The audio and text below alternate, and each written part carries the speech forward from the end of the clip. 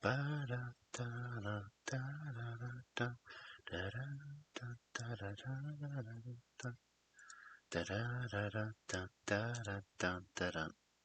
there. Yeah, I'm in the bookstore. I usually end up here if I'm running a little bit late, so I'm gonna go ahead and run the ads now, so we don't have to worry about them later. So let's get that taken care of, shall we? Because we're doing Sherlock Holmes. Okay. I told him to run the ads. Why that's not running? Oh, there we go.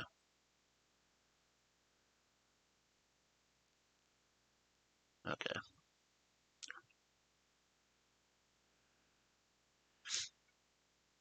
For those of you who have subs, I'm running the ads now, so they don't interrupt the story. Although, if it interrupts the story, you can still catch it on YouTube. But I'd rather get the ads just out of the way.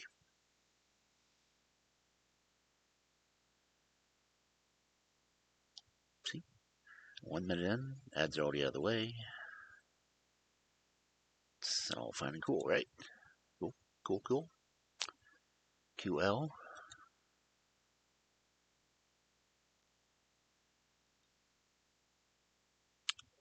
Of course, my own browser didn't refresh, so I have to fix more things. As far as I know, my sound alerts still aren't working right. So I may just end up disabling them. Because what do you mean browser sources offline? It's not even logged in. What the hell?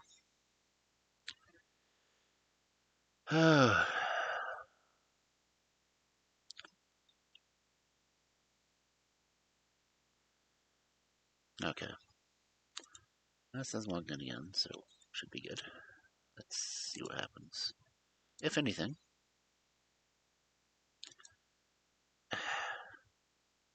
Why is it still saying it's offline? What the hell?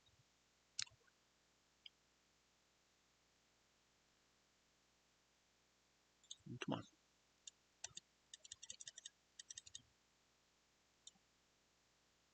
Why does it say my sound alert's offline?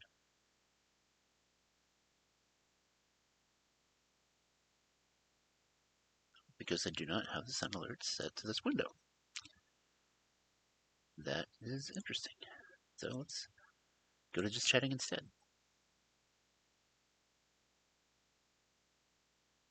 Okay, so it says sound alert is on this one.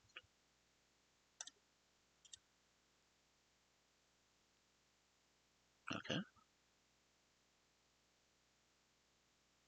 Are they gonna play though? Nope. Still cutting off. Damn it.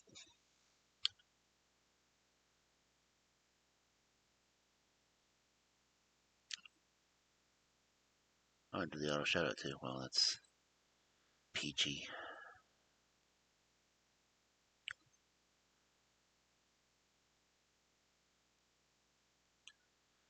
So I'm gonna go ahead and apologize if anyone doesn't have a subscription and you get stuck with the ads. I'm sorry. I tried to get rid of them. Well, as much as I can anyway. Oh, but let's find out. How has everyone's week gone? Been good and everything? Cool times? Everything good? Everything good in the story neighborhood?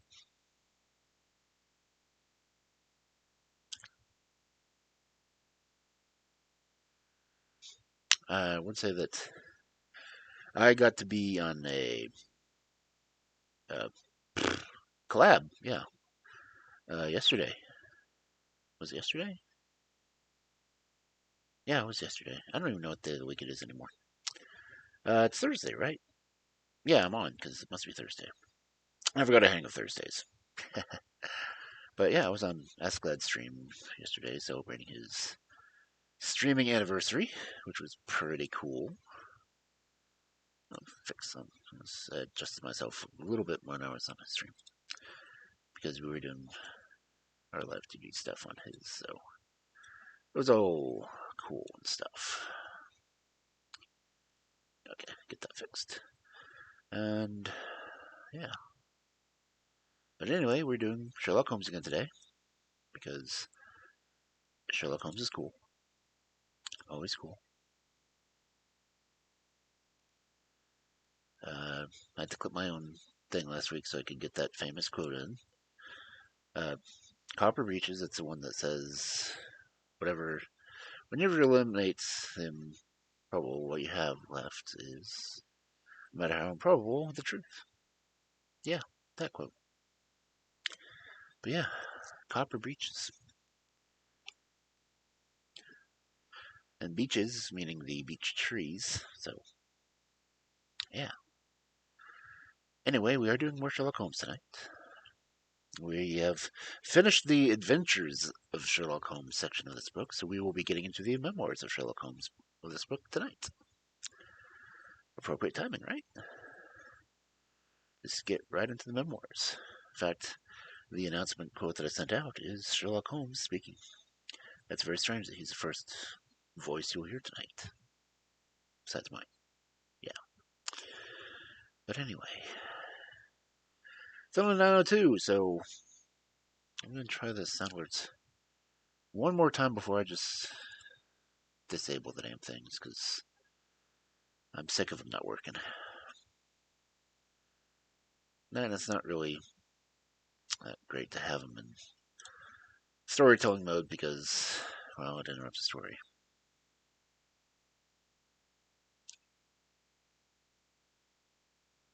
Anyone? It tried. It really did. So I'm going to turn off sound alerts and blurbs for when we're doing the story. I'll leave them on in here because, well, it's not interrupting anything. Other than just me rambling on aimlessly and aimlessly and on and on and on and on and on and on and on. But may try to take a break between stories to see if the ads thing will run again, because when I was looking at it, I was a whole 12 cents. 12 cents away from getting my first official, I guess, pay. I don't know what you'd call it, but it'll be my first official from Twitch. Let's see, what does it say? Does it say anything? No, it doesn't.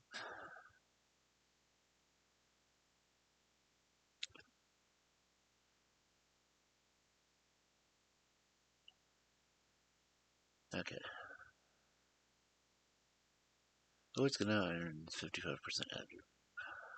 Or more. Not really good, but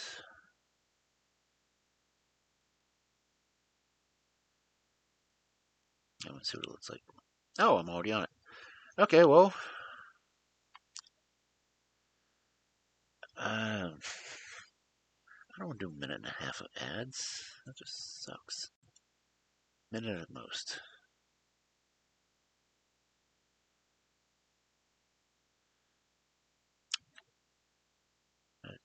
Think about it. Okay, the pre-roll ad for incoming viewers I have turned off. So that's good.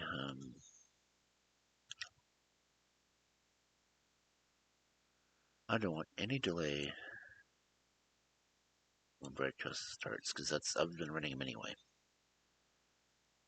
Just because I want to get those out of the way. Let's see the changes.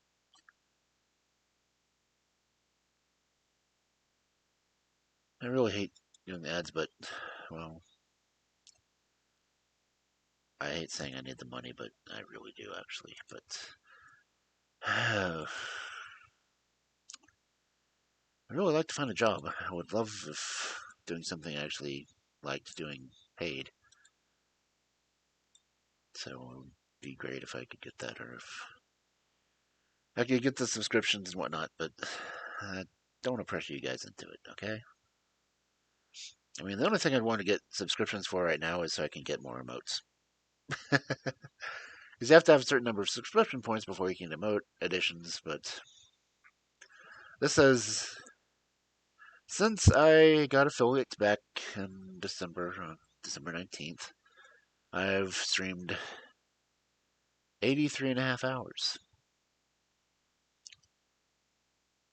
I've played 13 and a half minutes of ads,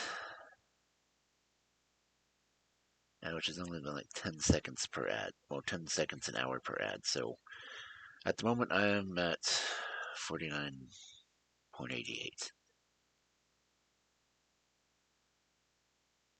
Yeah, I haven't run across him saying it yet.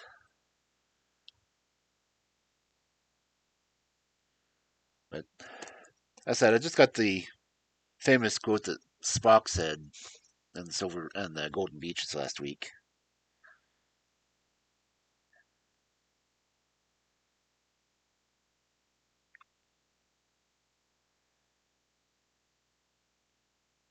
I'm not even sure which story he would say elementary. I'd have to.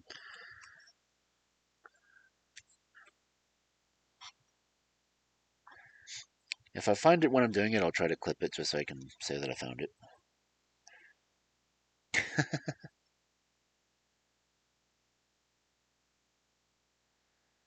I finished up the Adventures of Sherlock Holmes last week, and I'm starting Memoirs of Sherlock Holmes tonight. So,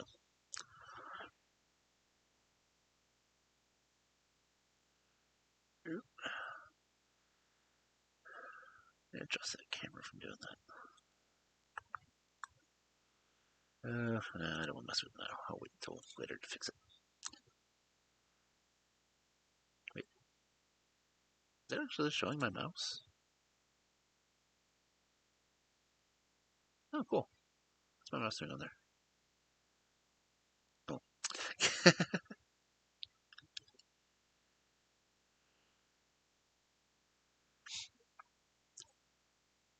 Yeah, I think the first story I've got tonight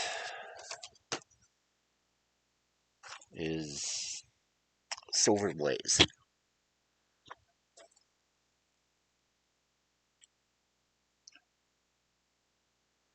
which is the first one in the Memoirs of Sherlock Holmes collection.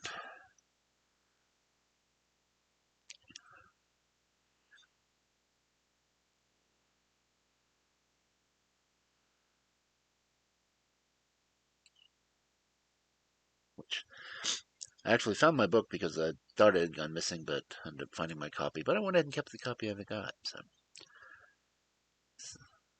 as the copy I'm reading from is this one.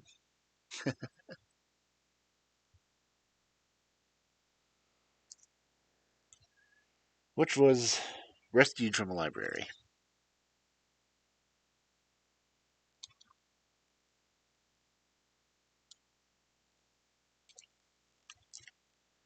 See, my copy's from, let's see, where's the copyright in the book? See if it says.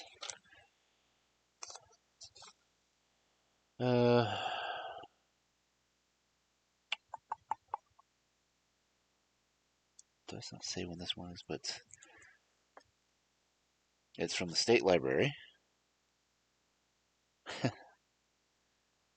This one's from the, which collection is this? The Modern Library Books, Best of the World.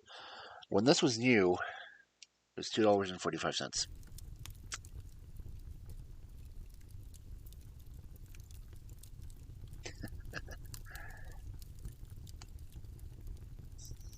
Can't find the print edition on this one.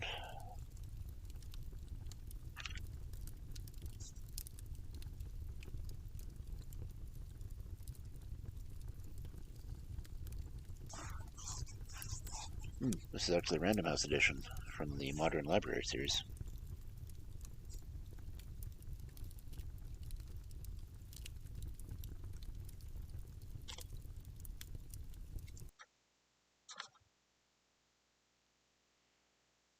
But it does not want to say when this one was printed.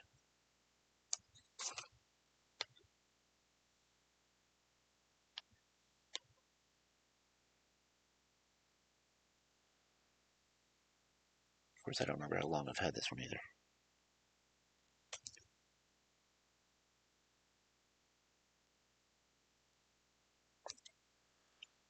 Let's see. It's 9:11. I should have been reading already. I usually start reading 10 minutes after, but oh. I guess I will get into the story.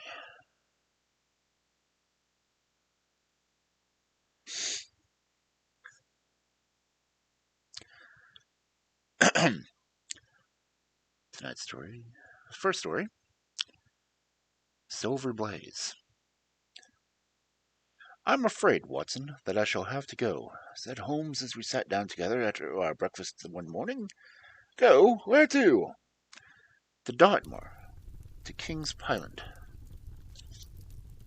I was not surprised. Indeed, my only wonder was that he had not already been mixed up in this extraordinary case, which was one topic of conversation through the length and breadth of England.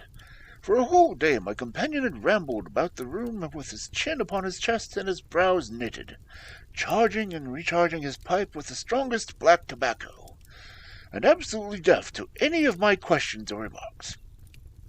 Fresh editions of every paper had been set up by our newsagent, only to be glanced over and tossed down into the corner. Yet, silent as he was, I knew perfectly well that it was over which he was brooding. There was but one problem before the public which could challenge his powers of analysis, and that was the singular disappearance of the favourite of the Wessex Cup, and the tragic murder of its trainer. When, therefore, he suddenly announced his intention of setting out for the scene of the drama, it was only what I had both expected and hoped for. "I should be most likely to go down with you if I should not be in the way," said I. "My dear Watson, you would confer a great favour upon me by coming, and I think that your time will not be misspent, for there are points about this case which promise to make it an absolutely unique one. Would have, I think, just the time to catch the train at Paddington, and we'll go further into the matter upon our journey. You would oblige me by bringing with you your very excellent field-glass." So it had happened that an hour or so later I found myself in the corner of a first-class carriage flying along en route to Exeter, while Sherlock Holmes, with a sharp, eager face framed in the ear-flapping travelling cap,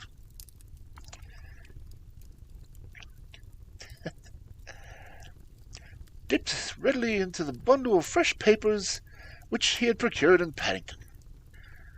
We had reading far behind us before we thrust the last one of them under the seats and offered me his cigar-case. "We are going well," he said, looking out of the window and glancing at his watch.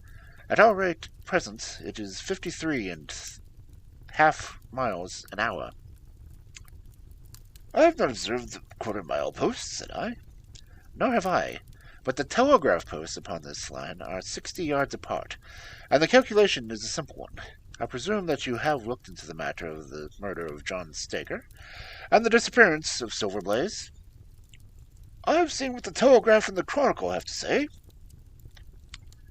"It is one of those cases where the art of the reasoner should be used rather than the sifting of detail for the acquiring of fresh evidence. The tragedy has been so uncommon, so complete, and of such personal importance to so many people that we are suffering from a plethora of surmise, conjecture, and hypothesis. The difficulty is to detach the framework of fact, of absolute undeniable fact, from the embellishments of the theorists and reporters.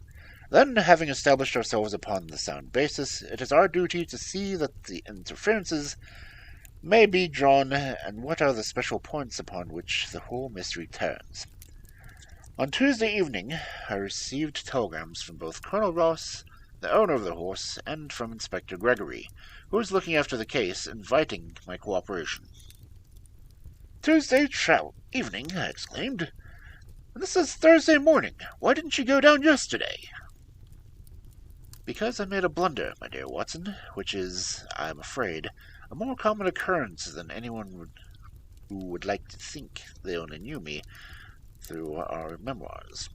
The fact is that I could not believe it possible that the most remarkable horse in England could long remain concealed, especially in so sparsely inhabited a place as the north of Dartmoor.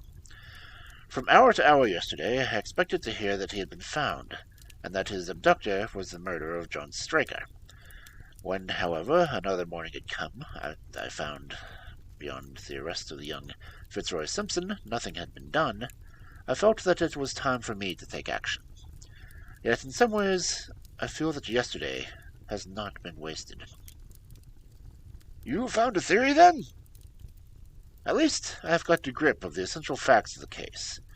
I shall enumerate them to you, for nothing clears up a case so much as stating it to another person, and I can hardly expect your cooperation if I do not show you the position from which we start. I sat back against the cushions, puffing at my cigar, while Holmes, leaning forward with his long, thin forefinger, checked off the points of the palm of his left hand, gave me a sketch of the events which he had laid on our journey. Silver Blaze, said he, is from so many stock and holds a brilliant record as his most famous ancestor.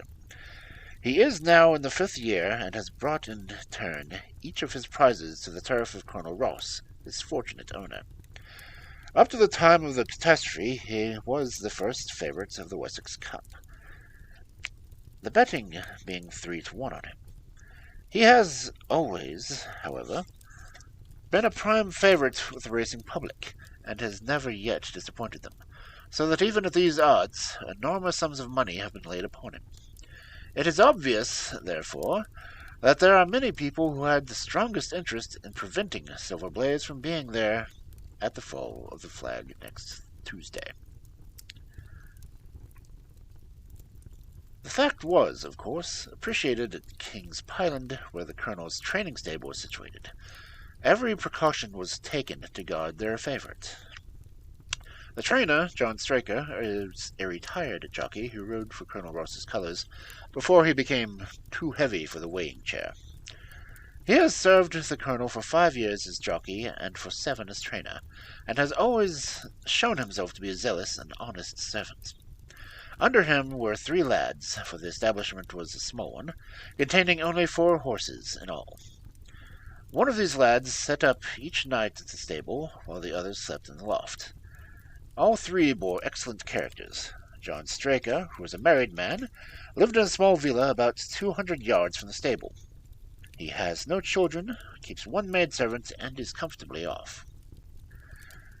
The country round is very lonely. About half a mile to the north, where there is a small cluster of villas, which have been built by the Tavistock contractor for the use of invalids and others who may wish to enjoy the pure Dartmoor air. Tavistock itself lies about 2 miles to the west, while across the moor, also about 2 miles distant, is the larger training establishment of Mapleton, which belongs to Lord Backwater, and is managed by Silas Brown. In every other direction, the moor is complete wilderness, inhabited only by a few roaming gypsies. Such was the general situation last Monday night, when the catastrophe occurred. On that evening the horses had been exercised and watered as usual, and the stables were locked up at 9 o'clock. 2 of the lads walked up to the trainer's house, where they had supper in the kitchen, while the third, Ned Hunter, remained on guard. At a few moments after 9, the maid, Edith Baxter, carried down to the stables his supper, which consisted of a dish of curried mutton. She took no liquid. Also, there was a water tap in the stables, and it was the rule that the lad on duty should drink nothing else. The maid carried a lantern down with her, as it was very dark and the path ran across open moor. Edith Baxter was within 30 yards of the stables when a man appeared out of the darkness and called her to stop. As she stepped up to the circle of the yellow light thrown by the lantern, she saw that he was a person of gentlemanly bearing, dressed in a grey suit of tweeds and a cloth cap. He wore gaiters and carried a heavy stick with a knob on it. She was most impressed, however, to the extreme pallor of his face and by the nervousness of his manner. His age, she thought, would be rather over 30 than under it. "Can you tell me where I am?" he asked. "I had almost made up my mind to sleep in the moor when I saw the light from your lantern." "You are close to King's Pyland's training stable," she said. "Oh, indeed. What a stroke of luck," he cried. I understand that the stable boy sleeps there alone every night. Perhaps that is his supper which you are carrying to him? Now I am sure that you would not be too proud to earn a piece of a new dress, would you? He took a piece of white paper folded out from his waistcoat pocket. You see that the boy has this tonight, and you shall have the prettiest frock that money can buy.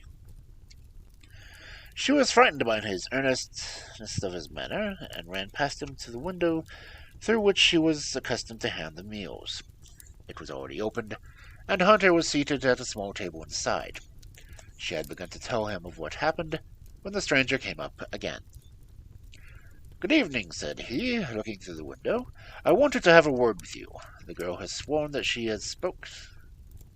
noticed in the corner of the little paper pocket protruding from his closed hand." "What business have you here?" asked the lad.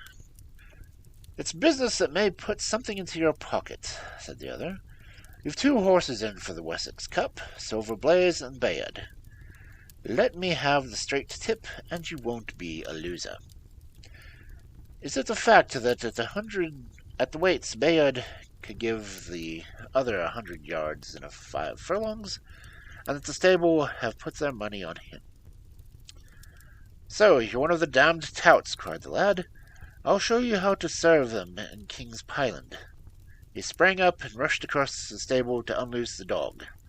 The girl fled away to the house, but as she ran, she looked back and saw that the stranger was leaning through the window. A minute later, however, when the hunter rushed out with the hound, he was gone, and though he ran all around the building, he failed to find any trace of him. "One moment," I asked. "Did the stable boy, when he ran out with the dog, leave the door unlocked behind him?" "Excellent, Watson, excellent," murmured my companion. "The importance of the point struck me so forcibly that I sent a special wire to Dartmoor yesterday to clear the matter up. The boy locked the door before he left it. The window, I may add, was not large enough for the man to get through." Hunter waited until his fellow grooms had returned, when he sent the message to the trainer and told him what had occurred. Straker was excited to hearing on the account, although he does not seem to have quite realized its true significance.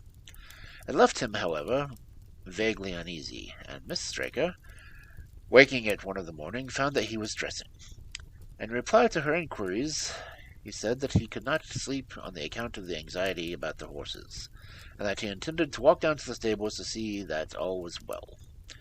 She begged him to remain at home, as she could not bear the rain pattering against the window, but in spite of her entreaties, he pulled on his large mackintosh and left the house.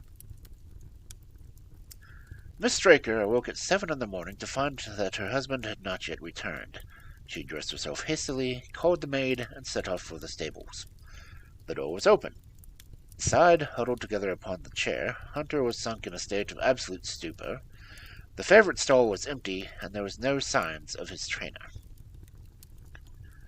The 2 lads who slept in the chaff-cutting loft above the harness room were quickly aroused. They had heard nothing during the night, for they had both been sound sleepers. Hunter was obviously under the influence of some powerful drug, and has no sense could he be got out of. He was left to sleep it off while the 2 lads and the 2 women ran out in search of the absentees. They still had hopes that the trainer had for some reason taken at the horse for an early exercise, but on ascending the knoll near the house, from which all of the neighboring moors were visible, they not only could see no signs of the missing favourite, but they perceived something which warned them that they were in the presence of a tragedy. About a quarter of a mile from the stables, John Straker's overcoat was flapping from a furze bush. Immediately beyond there was a bowl-shaped depression in the moor, and at the bottom of this he was found. His head had been shattered by a savage blow from some heavy weapon, and he was wounded on the thigh, where there was a long, clean cut, inflicted evidently by some very sharp instrument. It was clear, however, that Straker had defended himself vigorously from his assailants. For his right hand he held a small knife, which was clotted up with blood to the handle, while in his left he had clasped a red and black silk cravat, which was recognized by the maid as having been worn on the preceding evening by the stranger whom had visited the stables. Hunter, on recovering from his stupor, was quite positive as to the ownership of the cravats. He was equally certain that the same stranger had, while standing at the window, drugged his curried mutton, and so deprived the stables of their watchman. As to the missing horse, there were abundant proofs in the mud which lay at the bottom of the fatal hollow that he had been there some time of the struggle. But from that morning he had disappeared, and although the large reward had been offered, and all the gypsies of Dartmoor were on the alert, no news had come of it. Finally, an analysis had shown that the remains of his supper left by the stable lad contained an appreciable amount of the powdered opium, while the people at the house partook of the same dish on the same night without any ill effect. Those are the main facts in the case, stripped of all surmise, and stated as boldly as possible. I shall now recapitulate what the police have done in the matter. Inspector Gregory, to whom the case has been committed, is an extremely competent officer. Were he but gifted with the imagination, he might rise to great heights in his profession. On his arrival, he promptly found and arrested the man upon whom the suspicion naturally rested. There was little difficulty in finding him, for he inhabited one of the villas which I have mentioned. His name, it appears, was Fitzroy Simpson. He was a man of excellent birth and education, who had squandered a fortune upon the turf, and who lived now by doing a little quiet and genteel bookmaking in the sporting clubs of London. An examination of his betting book shows that the bets to the amount of £5,000 had been registered by him against the favourite. On being arrested, he volunteered the statement that he had come down to Dartmoor in hopes of getting some information about the King's Pyland horses, and also of Desborough, the second favourite, which was in charge of Silas Brown at Mapleton Stables. He did not attempt to deny that he had acted as described upon the evening before, but declared that he had no sinister designs, and had simply wished to obtain first-hand information. When confronted with his cravats, he turned very pale, and was utterly unable to account for its presence in the hand of the murdered man. His wet clothing showed that he had been out in the storm of the night before, and his stick, which was the pursuing lawyer weighted with lead, was just such a weapon as might, by repeated blows, have inflicted the terrible injuries to which the trainer had succumbed. On the other hand, there was no wound upon his person, while the state of Straker's knife would show that at least one of his assailants must bear a mark upon him. There, you have it all in a nutshell, Watson, and if you can give me any light, I shall be infinitely obliged to you. I listened with the greatest interest in the statement which Holmes, with characteristic clearness, had laid before me. Though most of the facts were familiar to me, I had not sufficiently appreciated their relative importance, nor their connection to each other. It is not possible, I suggested, that the incised wound upon Straker may have been caused by his own knife in the convulsive struggles which follow any brain injury. It is more than possible, it is probable, said Holmes. In that case, one of the main points in favor of the accuser disappears. And yet, said I, even now I fail to understand what the theory of the police can be. I'm afraid that whatever theory we state was very grave objections to it, returned my companion. The police imagine, I take it, that this Fitzroy Simpson, having drugged the lad, and having in some way obtained the duplicate key, opened the stable door and took out the horse, with the intention, apparently, of kidnapping him altogether. The bridle is missing, so that Simpson must have put it on. Then, having left the door open behind him, he was leading the horse away over the moor when he was either met or overtaken by the trainer. The row naturally ensued. Simpson beat out the trainer's brains with his heavy stick without receiving any injury from the small knife which Straker had used in self-defense, and then the thief either led the horse on some secret hiding place, or else it may have bolted during the struggle and now wandering around the moors. That is the case as it appears to the police, and improbable as it is, all other explanations are more improbable still. However, I shall very quickly test the matter when I am once upon the spot, and until then I cannot really see how we can get much further than our present position. It was evening before we reached the small town of Tavistock, which lies like the boss of a shield in the middle of a huge circle of Dartmoor.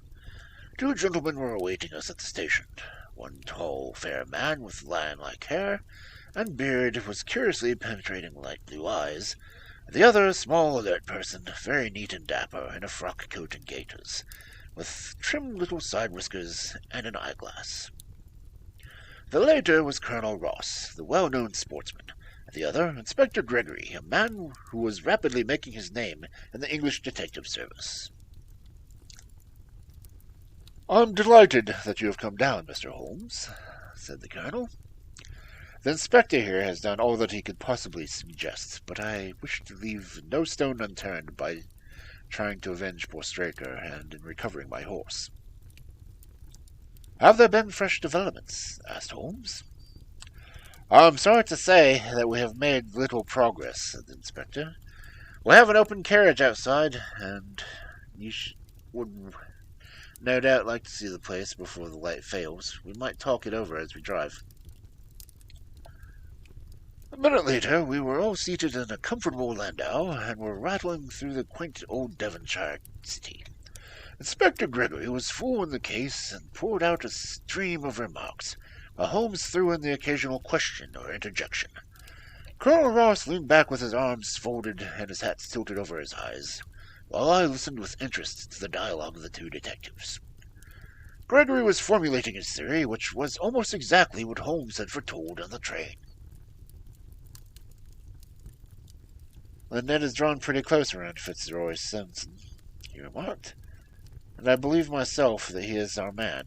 At the same time, I recognize that the evidence is purely circumstantial, and that some new development may upset it. How about Straker's knife?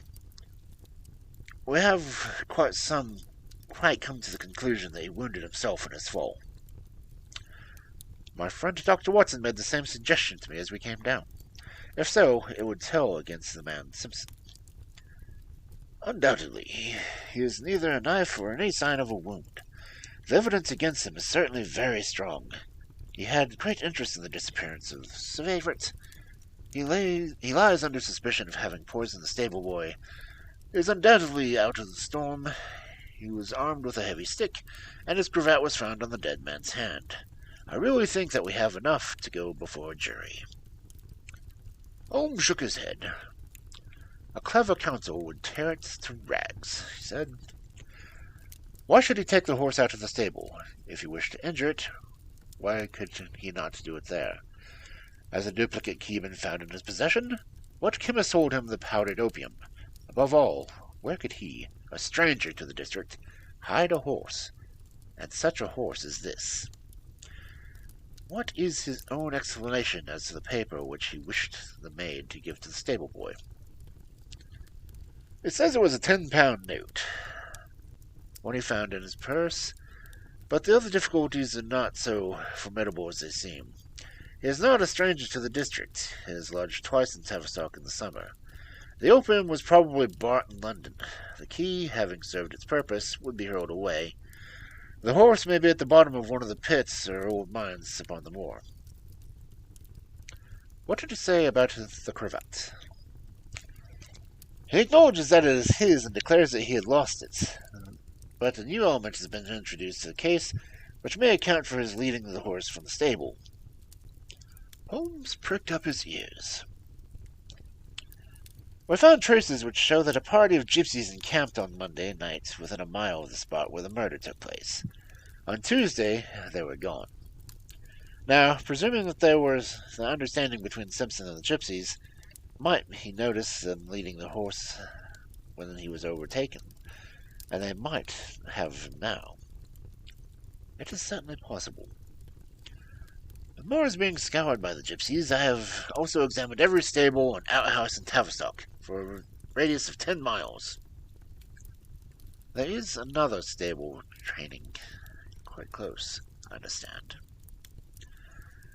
Yes, and that is a factor which we must certainly not neglect. At Desborough, their horse was second in the betting. They had an interest in the disappearance of the favourite, Silas Brown. The trainer is known to have had large bets upon the event, and he was no friend to poor Straker. We have, however, examined the stables, and there is nothing to connect him with the affair. And nothing to connect this man Simpson with the interest of the Mapleton stables? Nothing at all. Holmes leaned back in the carriage. The conversation ceased. A few minutes later, our driver pulled up to the neat little red brick villa with overhanging eaves which stood by the road. Some distance off, across a paddock, lay a grey, tiled outbuilding. In every other direction, the low curves of the moor, bronze-colored from the fading ferns, stretched away to the skyline, broken only by the steeples of Tavistock, and by a cluster of houses away in the westward which marked the Mapleton stables. We all sprang out, with the exception of Holmes, who continued to lean back with his eyes fixed upon the sky in front of him, entirely absorbed in his own thoughts. It was only when I touched his arm that he roused himself with a violent start and stepped out of the carriage. "Excuse me," said he to Colonel Ross, who was looking at him with some surprise. "I was daydreaming." There was a gleam in his eyes and suppressed excitement in his manner which convinced me, used as I was to his ways, that his hand was upon a clue, though I could not imagine where he had found it. "Perhaps you could prefer to once to go into the scene of the crime, Mr. Holmes," said Gregory. "I think that I should prefer to stay here a little and go back into one questions of detail. Straker was brought back here, I presume?" "Yes, he lies upstairs. His inquest is tomorrow." "He has been in your service some years, Colonel Ross." "I have always found him an excellent servant." "I presume that you have made an inventory of what he had in his pockets at the time of his death, Inspector?" "I have the things in my sitting room, if you would care to see them." "I should be very glad." We all fled into the front room and sat around the central table while the inspector unlocked a square tin box and laid a small heap of things before us. There was a box of the Vestas, 2 inches of tallow candle, an ADP Beerbrook pipe, a pouch of sealskin with half an ounce of long-cut Cavendish, a silver watch with a gold chain, 5 sovereigns in gold, an aluminum pencil case, a few papers, an ivory-handled knife with a very delicate and flexible blade, marked Weiss & Co., London. "This is a very singular knife," said Holmes, lifting it up and examining it minutely. "I presume, as I see bloodstains upon it, that it is the one that was found in the dead man's grasp. Watson, this knife is surely in your line." "It is what we call a cataract knife," said I. "I thought so. A very delicate blade devised for a very delicate work. A strange thing for a man to carry with him upon a rough expedition, especially as it would not shut in his pocket." "The tip was guarded by a disc of cork, which we found beside the body," said the inspector. "His wife tells us that the knife had laid upon the dressing table and that he had picked it up as he left the room. It was a poor weapon, perhaps, but the best he could lay his hands on at the moment." "Very possibly. How about these papers?" "3 of them are received in Haylior's account. One of them is a letter of instructions from Colonel Ross. The other is a owner's account for £37.15 made out to Madame Monsieur of Bond Street, to William Derbyshire. Mrs. Stalker tells us that Derbyshire is a friend of her husband's, and that occasionally his letters were addressed there." "Madame Derbyshire had somewhat expensive tastes," remarked Holmes, glancing down at the account. 22 guineas is rather heavy for a single costume. However, there appears to be nothing more to learn, and we may now go down to the scene of the crime. As we emerged from the sitting room, a woman who had been waiting in the passage took a step forward and laid her hand upon the inspector's sleeve. Her face was haggard, thin, and eager, stamped with the print of a recent horror. "Have you got them? Have you found them?" she panted. "Oh, Mrs. Straker, but Mr. Holmes here has come from London to help us out, and we shall do all that we can." "Surely I met you in Plymouth at a garden party some time ago, Mrs. Stalker," said Holmes. "No, sir, you are mistaken." "Dear me! Why, I could have sworn it. You are a costume of dove-colored silk with an ostrich feather trimming." "I've never had such a dress, sir," answered the lady. "Ah, that settles it," said Holmes. And with an apology he followed the inspector outside. A short walk across the moor took us to a hollow in which the body had been found. At the brink of it was a furze bush upon which the coat had been hung. "There was no wind last night, that I understand," said Holmes. "None, but very heavy rain. In that case, the overcoat was blown against the furze bushes, but placed there." "Yes, it was laid across the bush." "You fill me with interest. I perceive that the ground had been trampled up a good deal. No doubt many feet had been here since Monday night." "A piece of matting had been laid down here at the side, and we have stood upon that." "Excellent. In this bag I have one of the boots which Straker wore, one of Fitzroy's shoes, and a cast of the shoe horse from Silver Blaze." "My dear Inspector, you surpass yourself." Holmes took the bag, and descending into the hole, he pushed to the matting more of the central position. Then, stretching himself upon his face and leaning down his chin upon his hands, he made a careful study of the trampled mud in front of him. "Hullo!" said suddenly. "What's this?" "It is a wax vesta, half burned, which was also coated with mud that it looked at first like a chip of wood." "I cannot see how I came to overtake it," said the inspector with an expression of annoyance. "It was invisible, buried in the mud. I only saw it because I was looking for it." "What? You expected to find it?" "I thought it not unlikely." He took the boots from the bag and compared the impressions of each of them to the marks upon the ground. Then he clambered up to the rim of the hollow and crawled about the ferns and bushes. "I'm afraid that there were no more tracks," said the inspector. "I have examined the ground very carefully for about 100 yards in each direction." "Indeed," said Holmes, rising. "I should not have the impertinence to do it again after what you say, but I should like to take a walk over the moor before it grows dark, that I may know the ground tomorrow. And I think that I shall put this horseshoe in my pocket for luck." Colonel Ross, who had shown some signs of impatience at my companion's quiet and systematic method of work, glanced at his watch. "I wish you would come back with me, Inspector," said he. "There are several points on which I should like your advice, and especially as to whether we do not owe it to the public to remove our horse's name from the entries of the cup."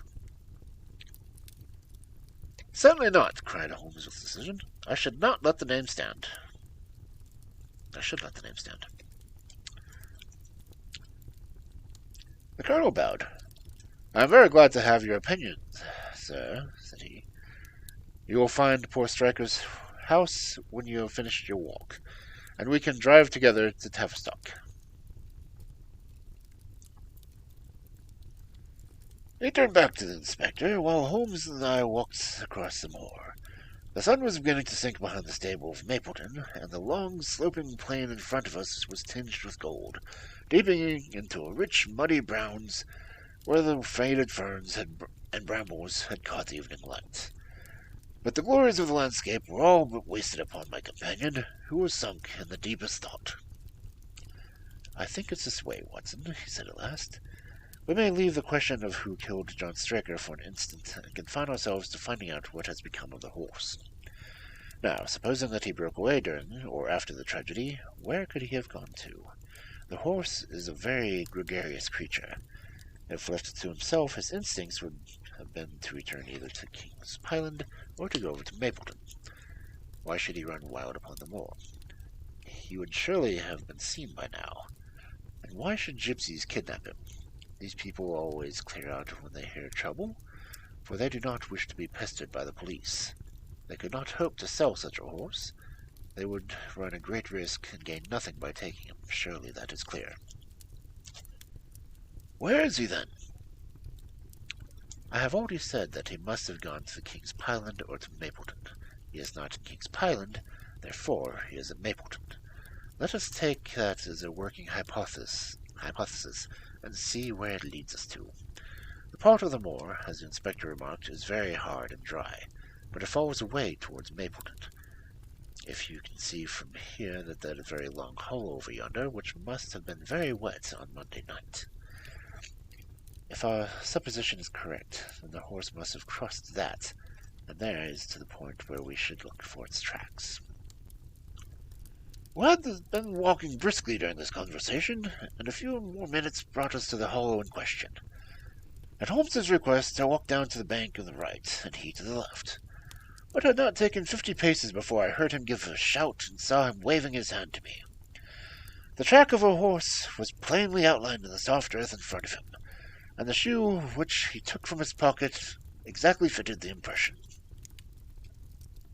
"You see the value of imagination," said Holmes. "It is one quality which Gregory lacks. We imagined that might have happened, and acted upon our supposition, and find ourselves justified. Let us proceed." We crossed the marshy bottom and passed over a quarter of a mile to dry, hard turf. Again the ground sloped, and again we found the same tracks. Then we lost them for half a mile, only to pick them up once more, quite close to Mapleton. It was Holmes who saw them first, and he stood pointing with a look of triumph upon his face. A man's track was clearly visible behind the horses. "The horse was alone before," I cried. "Quite so. It was alone before. Hullo, what is this?" A double track turned sharply off and took the direction of King's Pyland. Holmes whistled, and we both followed along after it. His eyes were on the trail, but I happened to look a little to one side and saw to my surprise the same tracks coming back again in the opposite direction. "One for you, Watson," said Holmes as he pointed out. "You have saved us a long walk, which would have brought us back on our own traces. Let us follow the return track." We had not to go far. It ended up with the paving of the asphalt, which led to the gates of the Mapleton stables. As we approached, a groom ran out in front of them. "We don't want any loiters about here," said he. "I only wished to ask you a question," said Holmes, with his finger and thumb in his waistcoat pocket. "Should I be too early to see your master, Mr. Silas Brown, if I were to call at 5 o'clock tomorrow morning?" "Bless you, sir, if anyone is about he will be, for he is always the first stirring. But here he is, sir, to answer your questions for himself. No, sir, no, it is not much of my place is worth to let him see a touch of your memory. Afterwards, if you like." As Sherlock Holmes replaced the half-crown which he had drawn from his pocket, a fierce-looking elderly man strode out of the gate with a hunting crop swinging in his hand. "What's this, Dawson?" he cried. "No gossiping. Go about your business. And you, what the devil you want here?" 10 minutes' talk with you, my good sir," said Holmes in his sweetest voice.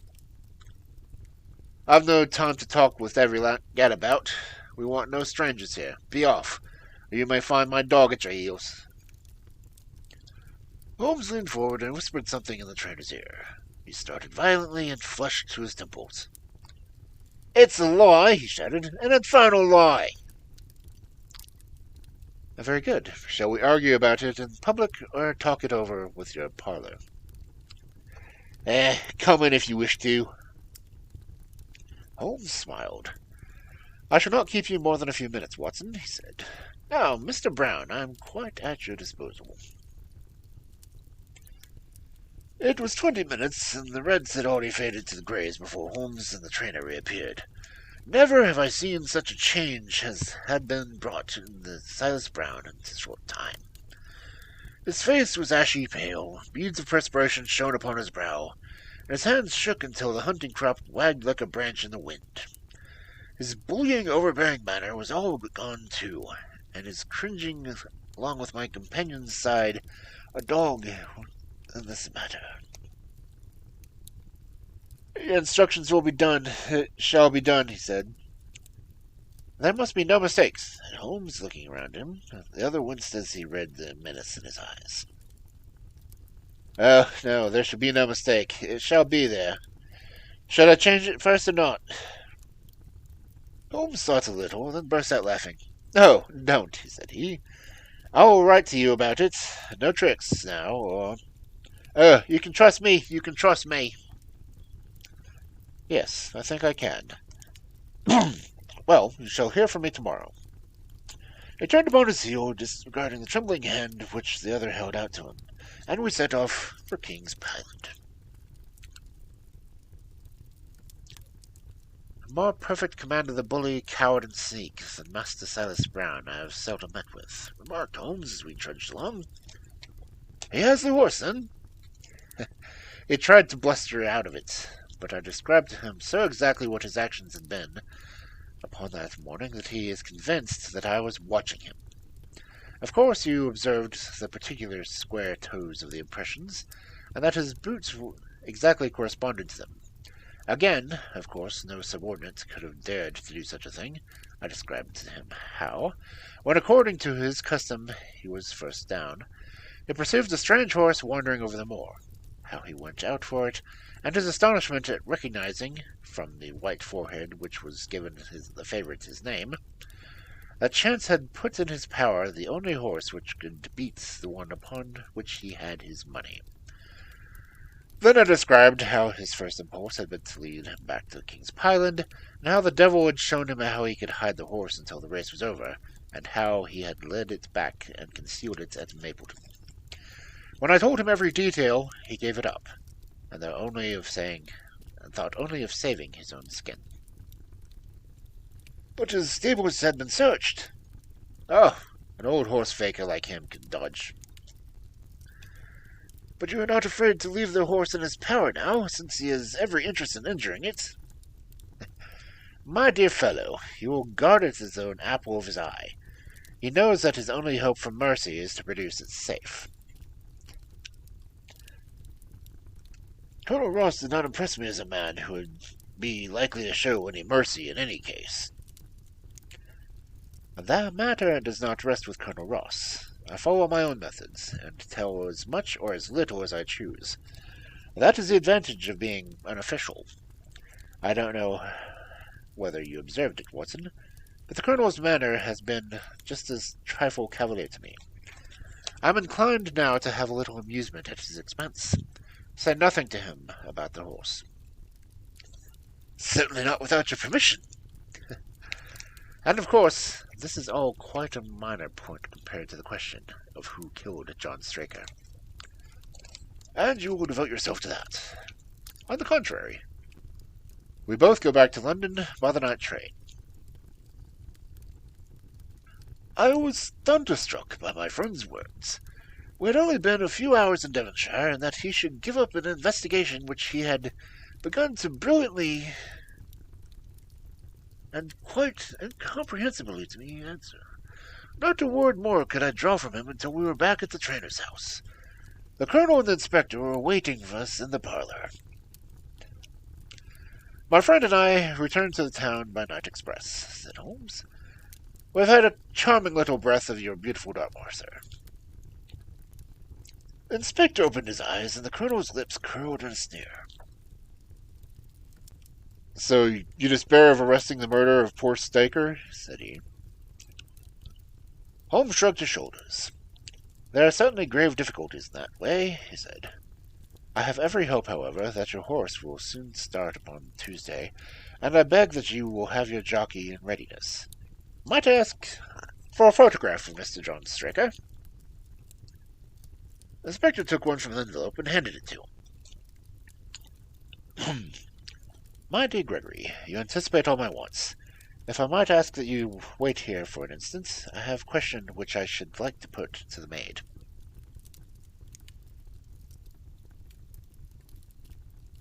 I must say I'm rather disappointed in our London consultant, said Colonel Ross bluntly as our friend left the room. I did not see that there are any further when he came. At least you have the assurance that your horse will run, said I. Yes, I have his assurance, said the colonel with a shrug of his shoulders. I should prefer to have the horse. I was about to make some reply in defense of my friend when he entered the room again.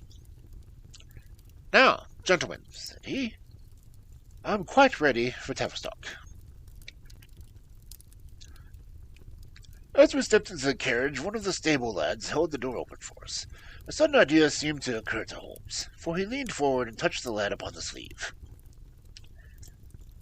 You have a few sheep in the paddock, said he. Who attends to them? I do, sir.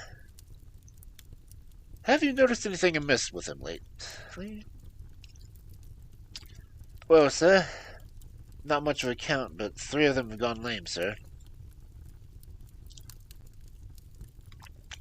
I could see that Holmes was extremely pleased, for he chuckled and rubbed his hands together. A long shot, Watson, a very long shot, said, pinching my arm. Gregory, let me recommend to your attention the singular epidemic among sheep. Drive on, coachman. Colonel Ross still wore an expression which showed the poor opinion which he had formed of my companion's abilities, but I saw that the inspector's face that his attention had been keenly aroused. You consider that to be important, he asked. Exceedingly so. Is there any point to which you would wish to draw my attention? To the curious incident of the dog in the night time. The dog did nothing in the night time. That was a curious incident, remarked Sherlock Holmes. 4 days later, Holmes and I were again in the train, bound for Winchester to see the race at the Wessex Cup. Colonel Ross met us by appointment outside the station, and we drove in his drag to the course beyond the town. His face was grave, and his manner could be cold in the extreme. I see nothing of my horse, said he. I suppose that you would know him when you saw him, asked Holmes. The colonel was very angry. I've been on the turf for 20 years and have never asked such a question like that before, said he. A child would know Silver Blaze by his white forehead and his mottled left foreleg. How's the betting? Well, that is the curious part of it. You could have got 15 to 1 yesterday, but the price has become shorter and shorter, until you can hardly get 3 to 1 now. Said Holmes. Somebody knows something, that is clear. As the drag drew up to the enclosure to the grandstand, I glanced at the card to see the entries. Wessex plate, it ran.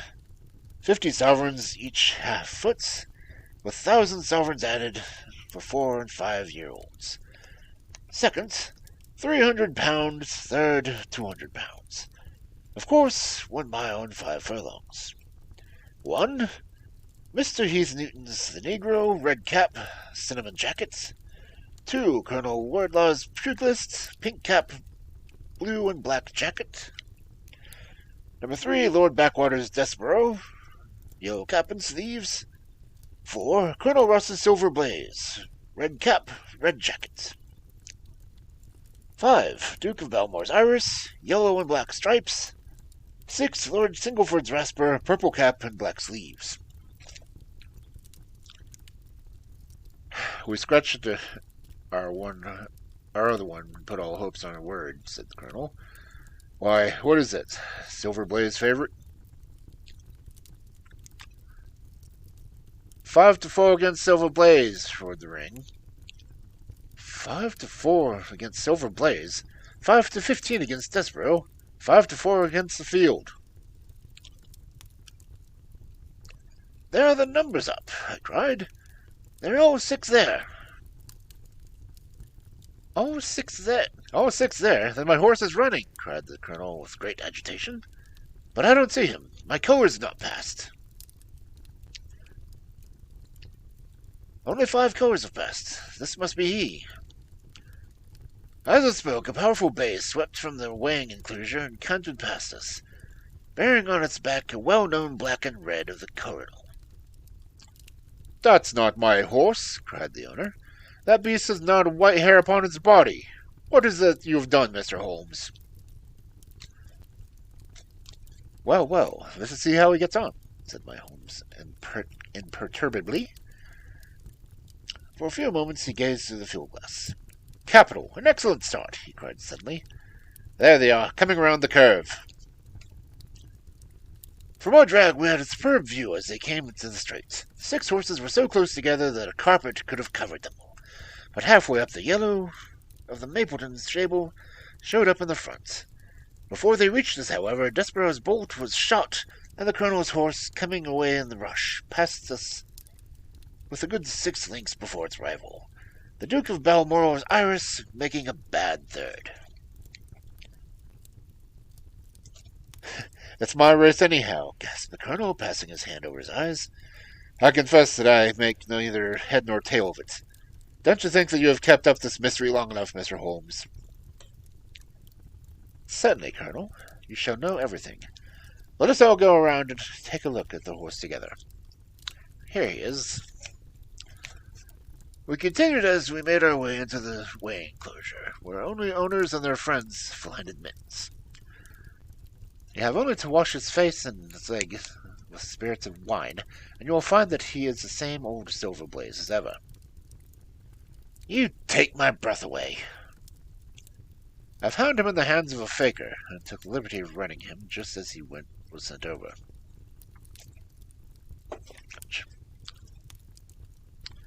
My dear sir, you have done wonders. The horse looks very fit and well. It never went better in its life. I owe you 1,000 apologies for having doubted your ability. You have done me a great service by recovering my horse. Would you do me a greater still if you could lay your hands on the murderer of John Straker? I have done so, said Holmes quietly. The colonel and I stared at him in amazement. You have got him? Then where is he? He is here. Here? Where?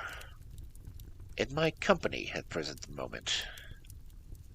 The colonel flushed angrily. I recognize that I am under no obligations to you, Mr. Holmes, said he, but I must regard what you have said as either a very bad joke or an insult. Sherlock Holmes laughed. I assure you that I have not associated you with the crime, Colonel, said he. The real murderer is standing immediately behind you. He stepped back and laid his hand upon the glossy neck of the thoroughbred. The horse? Cried both the colonel and myself. Yes, the horse. And it may lessen the guilt if I say that it was done in self-defense, and that John Straker was a man who was entirely unworthy of your confidence. But there goes the bell, and I stand to win a little in this next race. I shall defer the lengthy explanation until a more fitting time.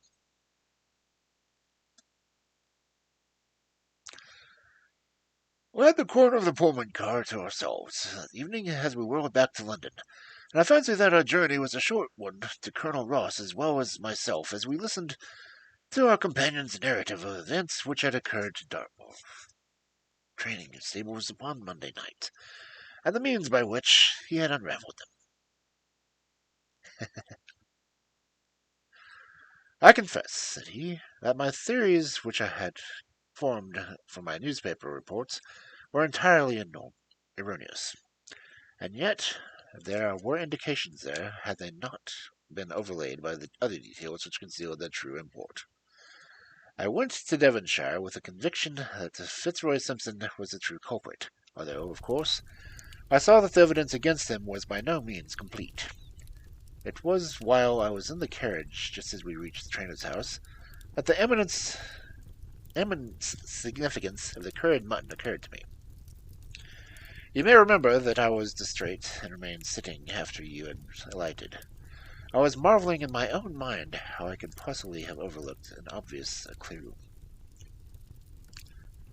I confess, said the colonel, that even now I cannot see how it helps us. It was the first link of the chain of reasoning. Powdered opium is by no means tasteless. The flavor is not disagreeable, but it is perceptible.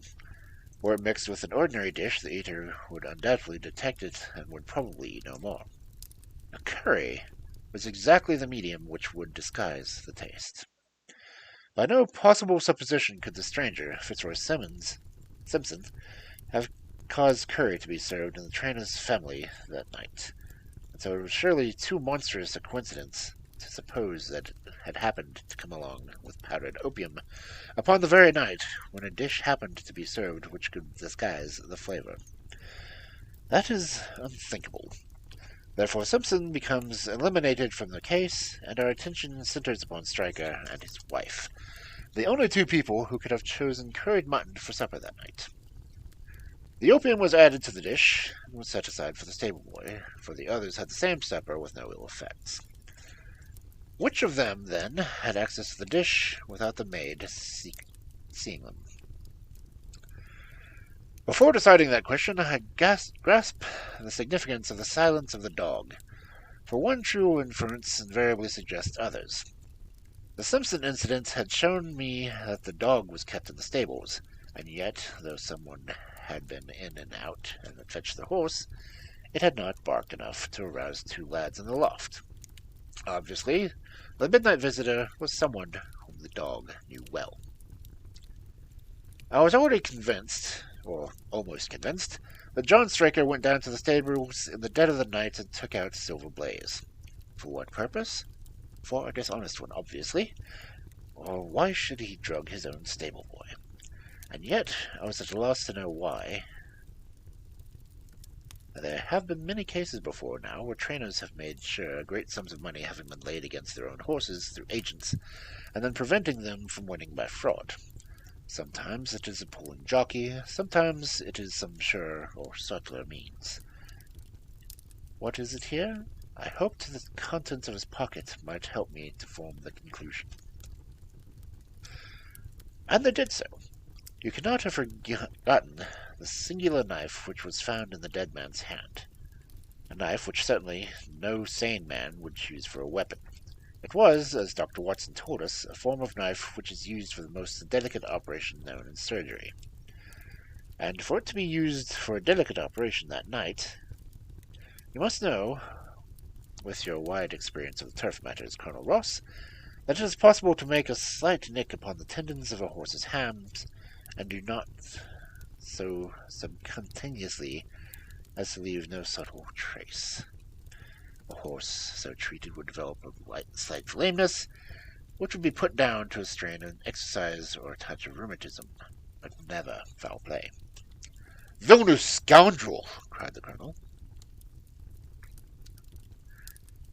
We have here the explanation of why John Straker wished to take the horse out of the moor.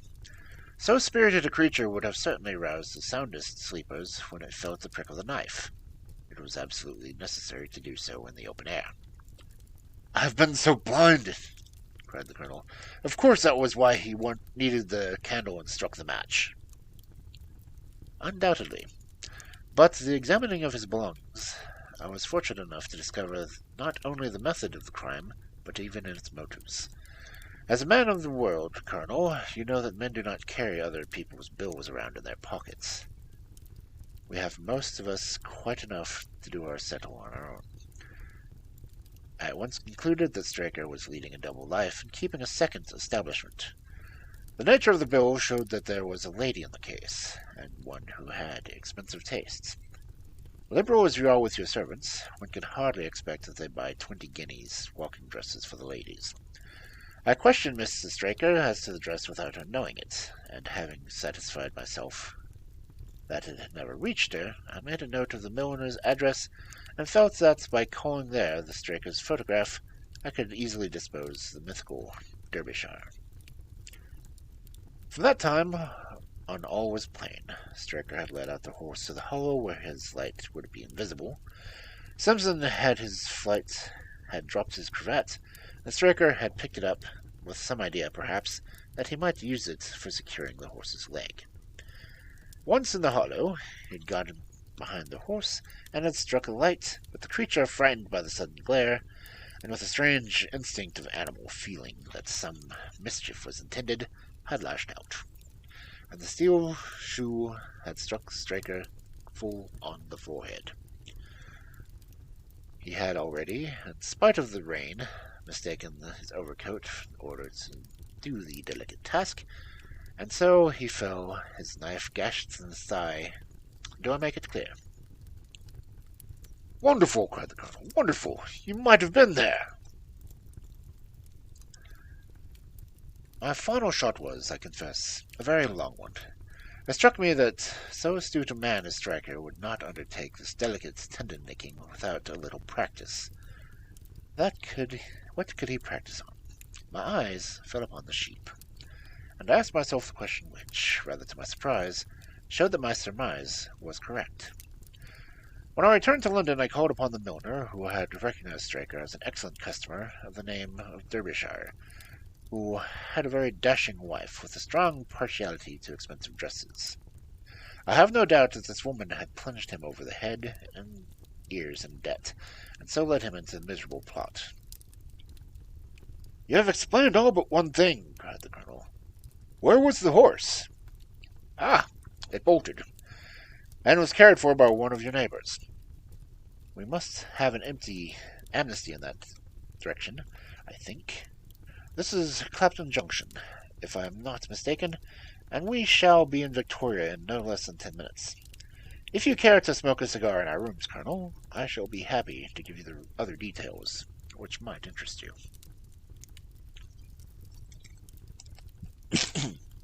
Oh,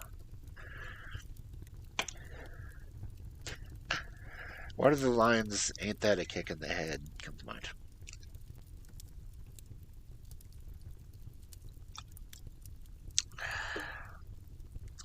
But yes, it is a very clever solution.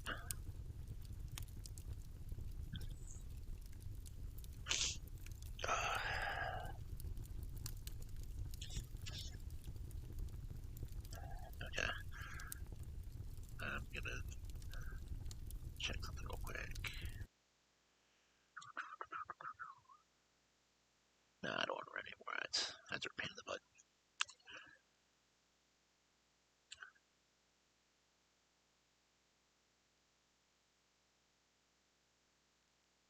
Okay. Watch streaks do exist. That's interesting. But anyway.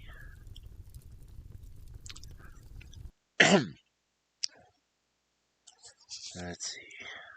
It's on 14. What's this one? Okay. Do a second story. And I seem to have a cat asleep on my foot.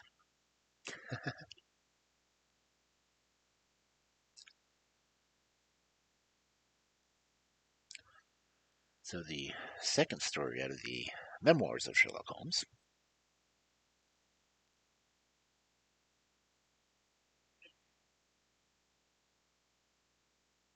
which I think is interesting. There's actually an author's note from Watson on it, which is always fun to think of.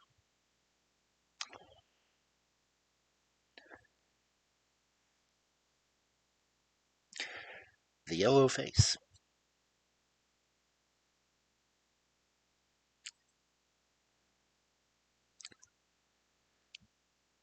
The note. "I'm publishing these short sketches based upon the numerous cases in which my companions' singular gifts have made us listeners to, and evidently the actors in, some strange drama. It is only natural that I should dwell rather upon his successes than upon his failures. And this not so much for the sake of his reputation, for indeed it was when he was at his wit's end that his energy and his versatility were most admirable. But because where he failed it happened too often that no one else succeeded, and that the tale was left forever without a conclusion. Now and again, however, it chanced that even when he erred, the truth was still discovered. I have noted some half-dozen cases of this kind. The adventure of the Musgrave ritual, and that which I am about to recount, are the two which present the strongest features of interest.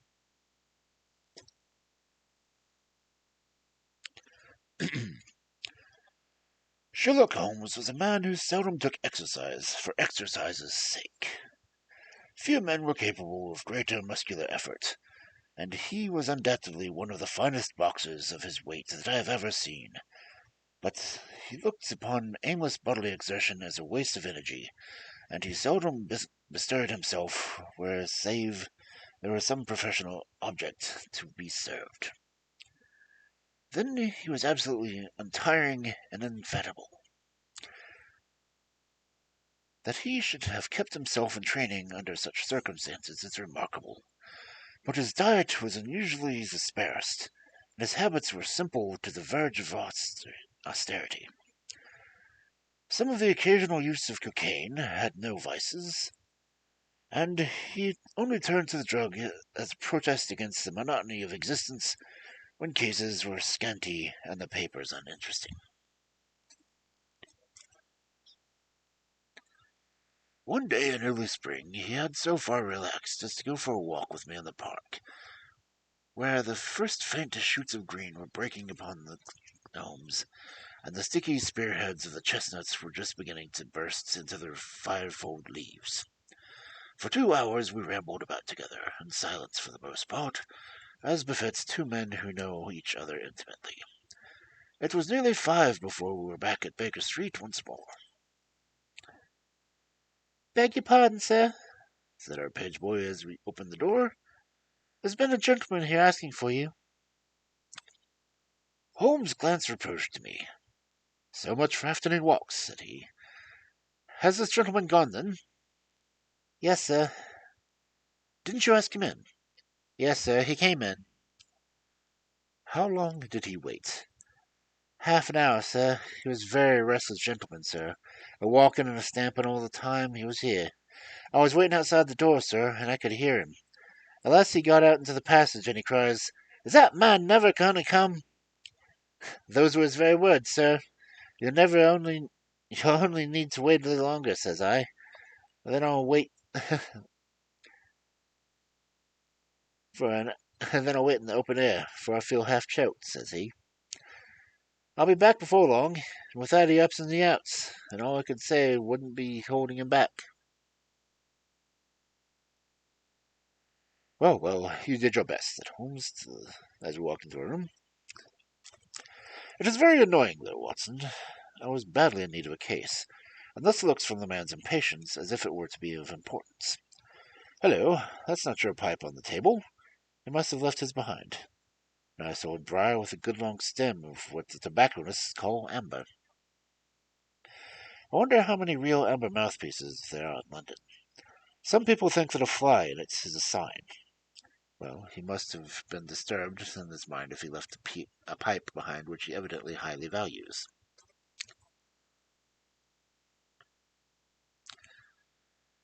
"How do you know that he values it highly?" I asked. "Well, I should put the original cost of the pipe at 7 and 6 pence. Now it has, you see, been twice mended, once in the wooden stem and once in the amber. Each of these mends, done, as you observe, with silver bands. Must have cost more than the pipe did originally. The man must value the pipe highly when he prefers to patch it up rather than to buy a new one, with the same money." "Anything else?" I asked, for Holmes was turning the pipe about in his hand and staring at it in his particular pensive way. He held it up, tapping on it with a long, thin forefinger, as a professor might do when lecturing in a bone. "Pipes are occasionally of extraordinary interest," said he. "Nothing has more individuality, save perhaps watches and bootlaces. The indications here, however, are neither very marked nor very important. The owner is obviously a muscular man, left-handed, with an excellent set of teeth, careless of its habits, and with no need to practice economy. My friend threw out the information in a very offhand way, but I saw that he cocked his eyes to me to see if I had followed his reasoning. You think a man must be well-to-do if he smokes a 7-shilling pipe, said I. This is a Grosvenor mixture of 8 pence an ounce, answered Holmes, knocking a little out his palm. As he might get an excellent smoke for half the price, he has no need to practice economy. And the other points? He has been in the habit of lighting his pipe at lamps and gas jets. You can see that it is quite charred all down one side. Of course, a match could have not done so. Why should a man hold a match to the side of his pipe? But you cannot light it at a lamp without getting the bowl charred. And it is not all right. It's all on the right side of the pipe. From that I gather that the man is left-handed. You hold your own pipe to the lamp, and see how naturally you, being right-handed, hold the left side to the flame. You might do it once the other way, but not as a consistency. This has always been held so. Then he has bitten through the amber. It takes a muscular, energetic fellow, and one with a good set of teeth to do that. But if I am not mistaken, I hear him upon the stair. So we shall have something more interesting than his pipe to study. An instant later our door opened, and a tall young man entered the room. He was well but quietly dressed, a dark grey suit, and carried a brown wide-awake in his hand. I should have put him about 30, though he was really some years older. I beg your pardon, he said with some embarrassment. I suppose I should have knocked. Yes, of course I should have knocked. The fact is that I'm a little upset, and you must put it all down to that. He passed his hand over his forehead like a man who is half dazed, and then fell rather than sat upon a chair. I can see that you have not slept for a night or two, said Holmes in his easy, genial way. That tries a man's nerves more than work, and even more than pleasure. May I ask how I can help you? I wanted your advice, sir. I don't know what to do, and my whole life seems to have gone into pieces. You wish to employ me as a consultant detective. Not only that, I want your opinion as a judicious man, as a man of the world. I want to know what I ought to do next. I hope to God that you'll be able to tell me. He spoke in sharp, little, jerky outbursts, and it seemed to me that to speak at all was very painful to him, and that his will, although it was overriding his inclinations. It's a very delicate thing, said he. One does not like to speak of one's domestic affairs to strangers. It seems dreadful to discuss the conduct of one's wife with two men whom I have never seen before. It's horrible to have to do it, but I've got to end my tether, and I must have advice. My dear Mr. Grant Monroe, began Holmes. Our visitor sprang from his chair. What? He cried. You know my name?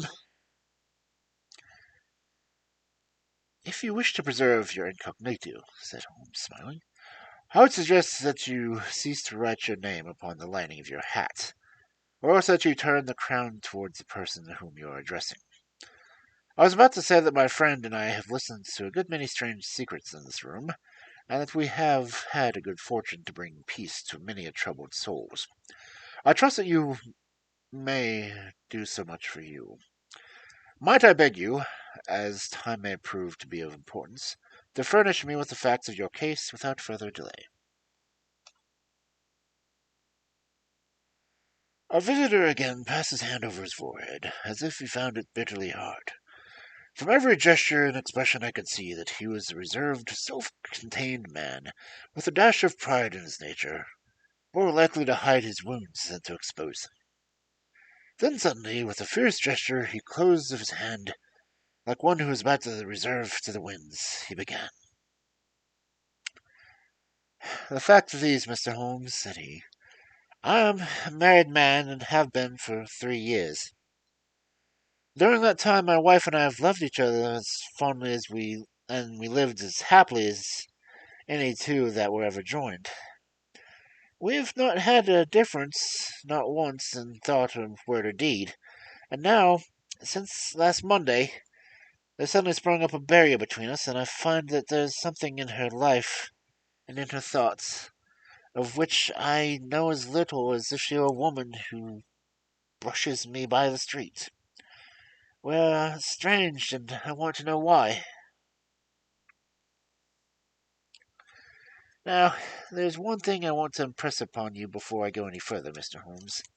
Effie loves me. Don't let there be any mistake of that. She loves me with her whole heart and soul, and never more than now. I know it.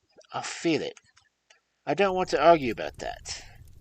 A man can tell easily enough when a woman loves him, but there's this secret between us, and we can never be the same until it's cleared.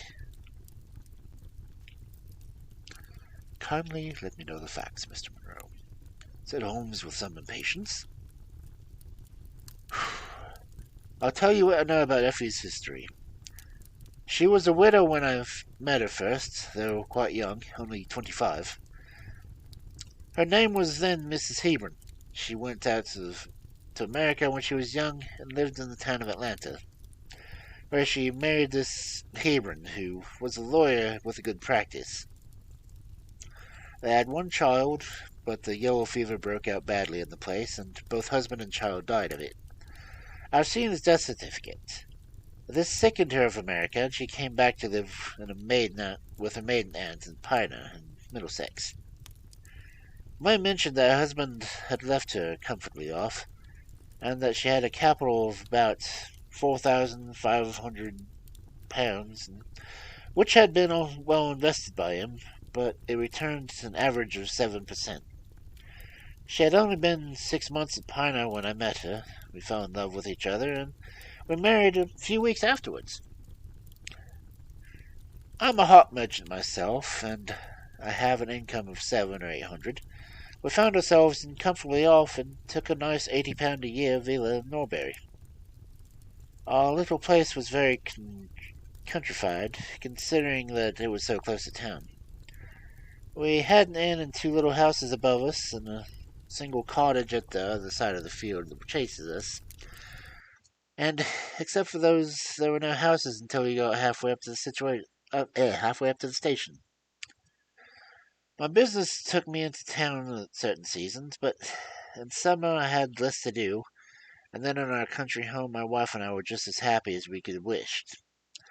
I tell you, there was never a shadow between us until this accused affair began. There's one thing I ought to tell you before I go further.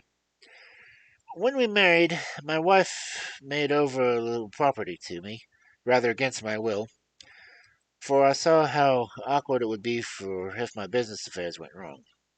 However, she would have it so, and it was done. Well, about 6 weeks ago, she came to me. Jack, said she, when you took my money, you said that if I ever wanted it and wanted any, all I had to do was ask you for it. Certainly, said I. It's all your own. Well, said she, I want £100.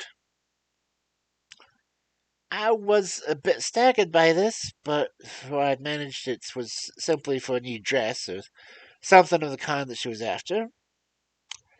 What on earth for? I asked. Oh, said she in a playful way. You said that you were only my banker, and bankers never ask questions, you know. If you really mean it, of course you all shall have the money, said I. Ow, get off my leg, cat.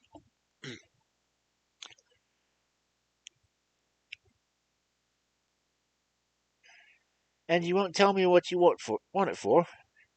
Someday, perhaps, but just not at present, Jack.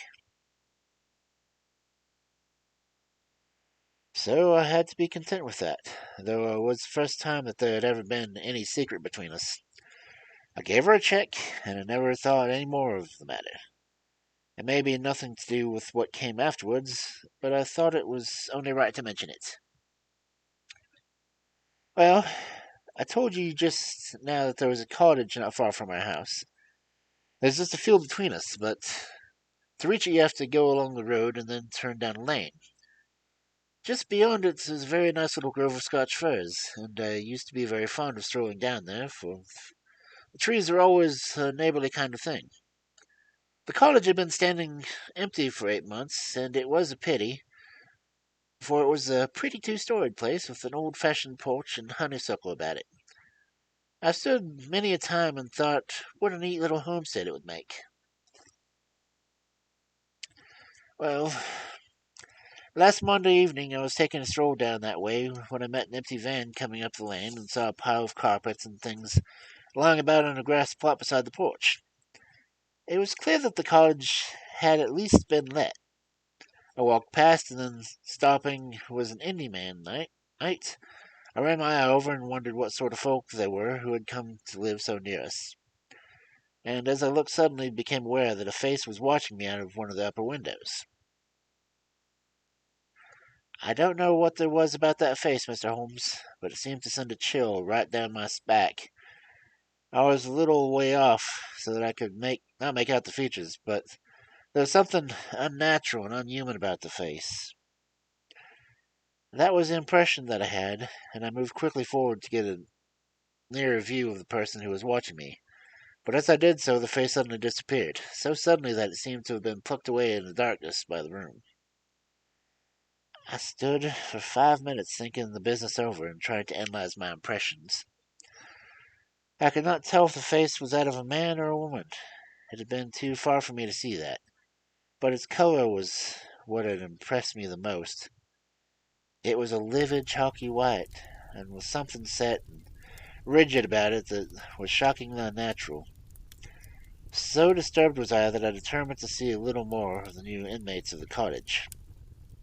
I approached and knocked at the door, which was instantly opened by a tall, gaunt woman with a harsh, forbidding face. "What may you be wanting?" she asked in a northern accent. "I'm your neighbor over yonders," said I, nodding toward my house. "I see that you have only just moved in, so I thought I could be of any help to you in any way." I just ask you if we want you," she said, and she shut the door in my face. Annoyed at the careless rebuff, I turned my back and walked home. All evening, though I tried to think of other things, my mind would still turn to the apparition at the window and the rudeness of the woman. I determined to say nothing about it to former my wife, for she was a nervous, highly strung woman, and I had no wish that she should share the unpleasant impression which had been produced upon myself. I remarked to her, however, before I fell asleep, that the cottage was now occupied, to which she returned no reply. I'm usually an extremely sound sleeper. It has just been a standing jest in the family that nothing can ever wake me during the night. And yet, somehow on that particular night, whether it may be that the slight excitement produced by my little adventure, I know not, but I slept much more lightly than usual. Half in my dreams I was dimly conscious that something was going on in the room, and gradually became aware that my wife had dressed herself, and was slipping on her mantle and her bonnet. My lips were parted to murmur out some sleepy words of surprise or reconnaissance at this untimely preparation, when suddenly my half-opened eyes fell upon the face, illuminated by a candlelight, and the astonishment held me dumb. She wore an expression such as I had never seen before, such as I should have thought her incapable of assuming. She was deadly pale, and breathing fast, glancing furtively towards the bed, as she fastened up her mantle to see if she had disturbed me. Then, thinking that I was still asleep, she slipped noiselessly out of the room, and an instant later I heard a sharp creaking, which could only come from the hinges of the front door. I sat up in bed and rapped my knuckles against the rail to make certain that I was only truly awake. Then I took my watch from under the pillow, and it was 3 in the morning. What on earth could my wife be doing on the country road at 3 in the morning? I had sat for about 20 minutes turning the thing over in my mind and trying to find some possible explanation. The more I thought, the more extraordinary and inexplicable it did appear. It was still puzzling over when I heard the door gently close again, and her footsteps coming up the stairs. "Where in the world have you been, Alfie?" I asked as she entered. She gave a violent start and some kind of gasping cry when I spoke, and that cry started troubling me more than all the rest, for there was something indescribably guilty about them. My wife had always been a woman of frank, open nature, and it gave me a chill to see her slinking into her own room and crying out and wincing when her own husband spoke to her. "You're awake, Jack," she cried with a nervous laugh. "Why, I thought that nothing could awake you."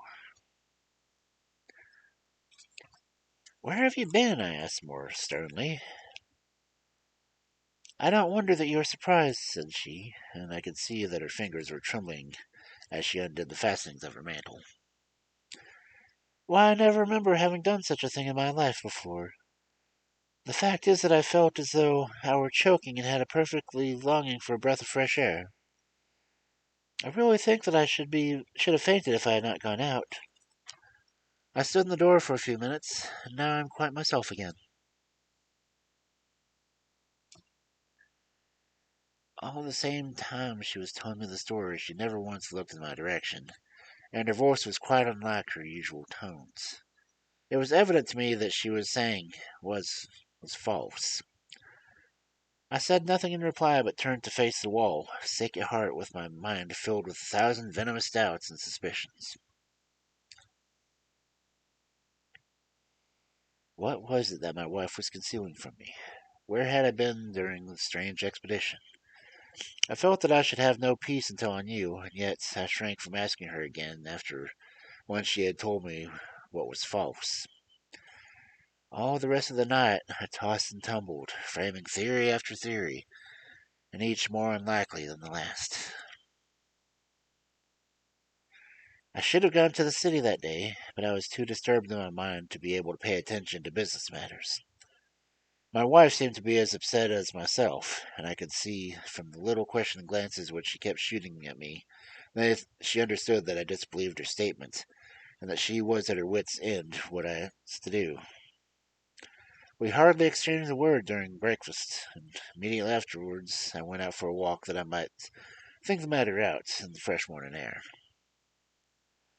I went as far as the Crystal Palace and spent an hour on the grounds, and was back in Norbury by 1 o'clock.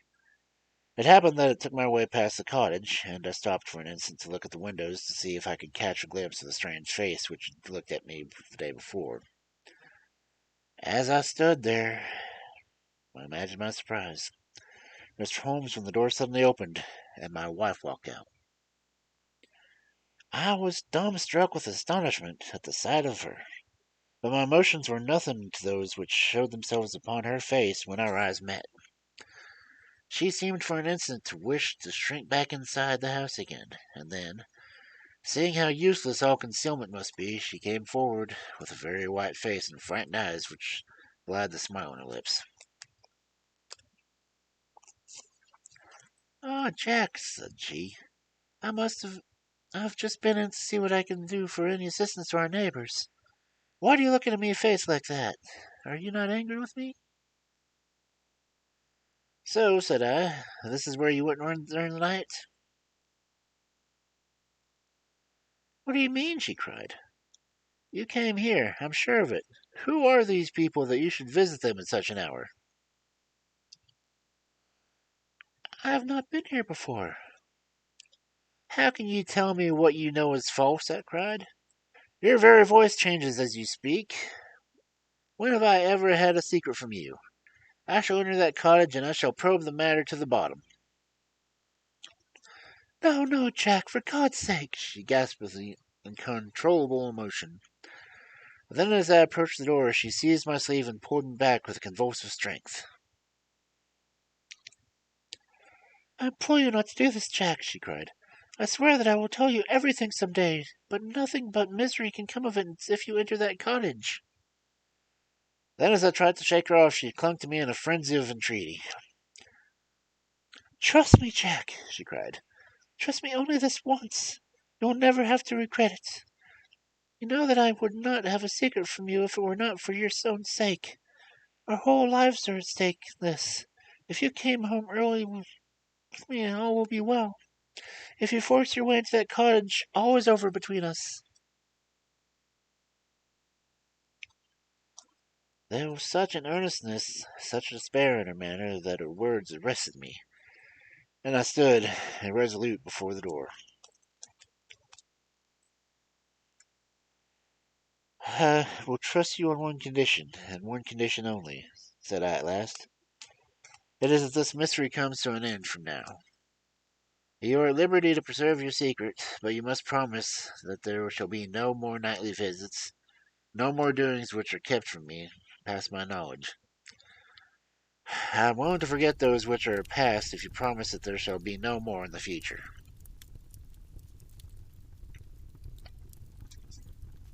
I was sure that you would trust me, she cried with a great sigh of relief. It shall be just as you wish. Come away, oh, come away up to the house.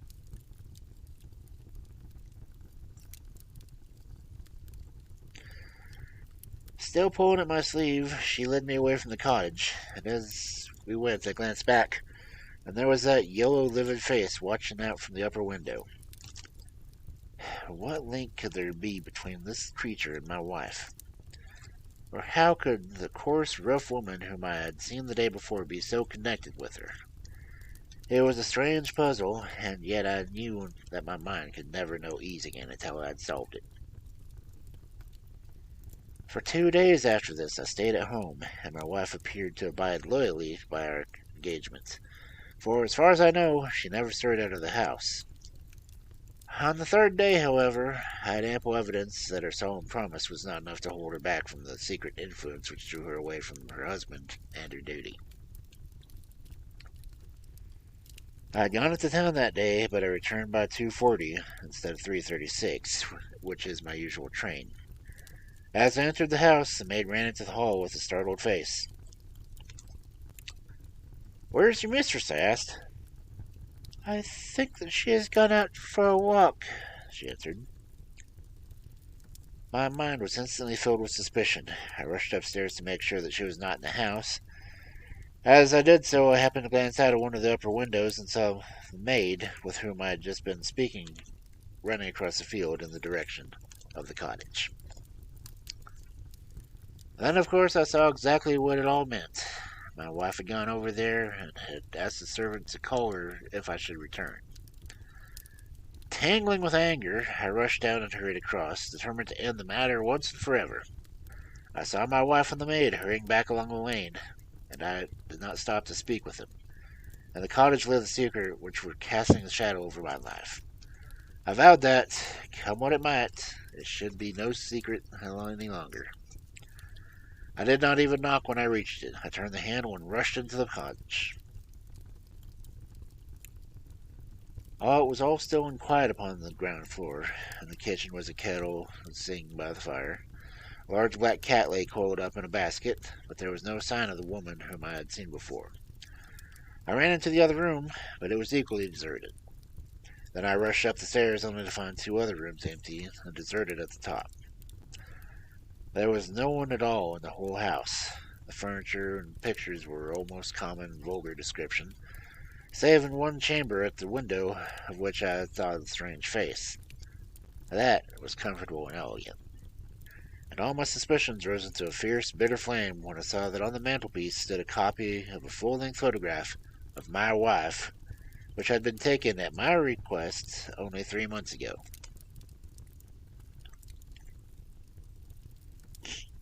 I stayed long enough to make certain that the house was absolutely empty. Then I left it, feeling a weight at my heart such I'd never felt before. My wife came into the hall as I entered the house, but I was too hurt and too angry to speak to her, and pushing past her, I made my way into my study. She followed me, however I could close the door. "I'm sorry that I broke my promise, Jack," she said, "but if you knew all the circumstances, I'm sure you would forgive me." "Tell me everything, then," said I. "I cannot, Jack, I cannot," she cried. "Until you tell me who it is that's been living in that cottage, and who it is whom you've given that photograph, there can never be any confidence between us," said I, and breaking away from her, I left the house. That was yesterday, Mr. Holmes, and I've not seen her since, nor do I know any more than this strange business. It's the first shadow that has come between us, and it has so shaken me that I do not know what I should do for the best. Suddenly this morning it occurred to me that you were the man to advise me, so I've heard to you now, and I place myself unreservedly in your hands. If there is any point which I have not made clear, pray question me about it, but above all, tell me quickly what I am to do, for this misery is more than I can bear."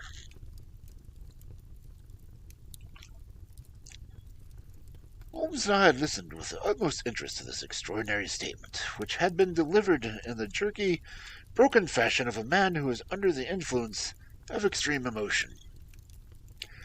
My companion sat silent now for some time, with his chin upon his hand, lost in thought.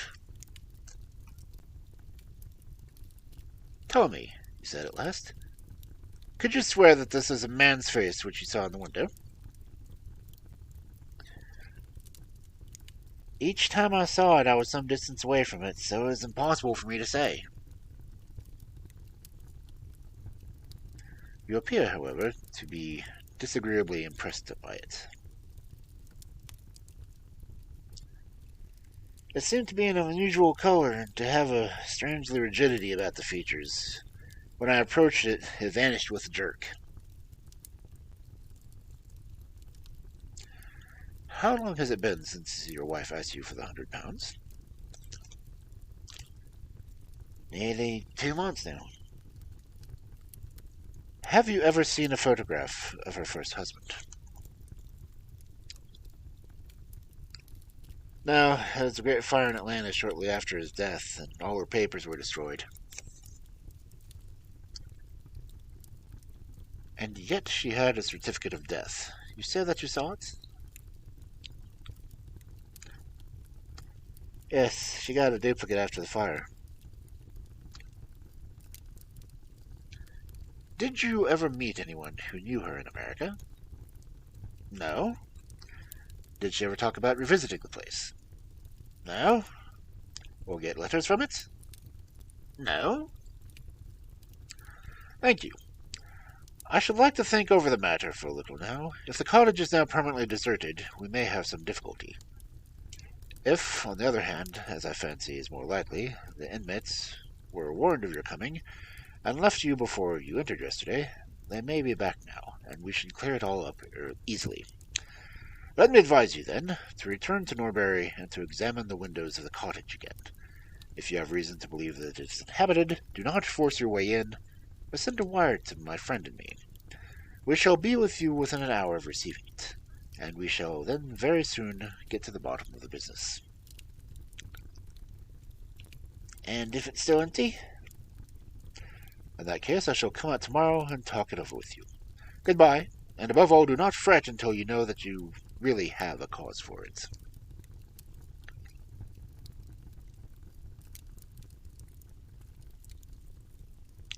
"I'm afraid that this is bad business, Watson," said my companion as he returned after accompanying Mr. Grantborough to the door. "What do you make of it?" "It had an ugly sound," I answered. "Yes, there's blackmail in it, or I am much mistaken." "And who's the blackmailer?" "Well, it must be the creature that lives only in comfortable room in the place, and has her photograph upon his fireplace. Upon my word, Watson, there's something rather attractive about her livid face at the window, and I would not have missed the case for worlds. You have a theory? Yes, a provisional one. But I shall be surprised if it does not turn out to be correct. This woman's first husband is in the cottage. Why do you think that? How else can we explain her frenzied anxiety that her second one should not enter it? The facts, as I read them, are something like this. This woman was married in America. Her husband developed some hateful qualities, or shall we say, he contracted some loathsome disease and became a leper or some imbecile. She flies from him at last, returns to England, changes her name, and starts her life, as she thinks, afresh. She has been married 3 years of her life, well, 3 years, and believes that her position is quite secure, having shown her husband the death certificate of some man whose name she has assumed, when suddenly her whereabouts were discovered by her first husband, or, we may suppose, by an unscrupulous woman who has attached herself to the invalid. They write to the wife and threaten to come to expose her. She asks for £100 and endeavours to buy them off.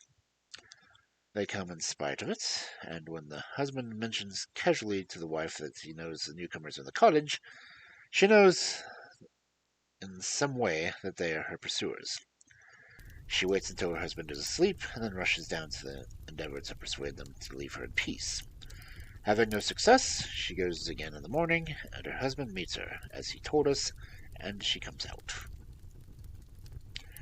She promises him not to go there again, but 2 days afterwards, in hope of getting rid of the dreadful neighbours, was too strong for her, and she made another attempt, taking down with her the photograph which had probably been demanded of her.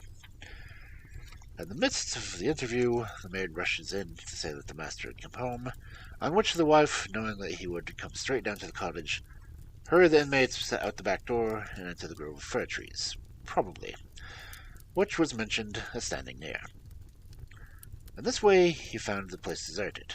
I shall be very much surprised, however, if it is still so when he reconnoiters it in the evening. What do you think of my theory? It is all surmise. But at least it covers all the facts. When new facts come to our knowledge, we cannot be covered by it. It will be time enough to reconsider it. We can do nothing more until we have a message from our friend Norbury.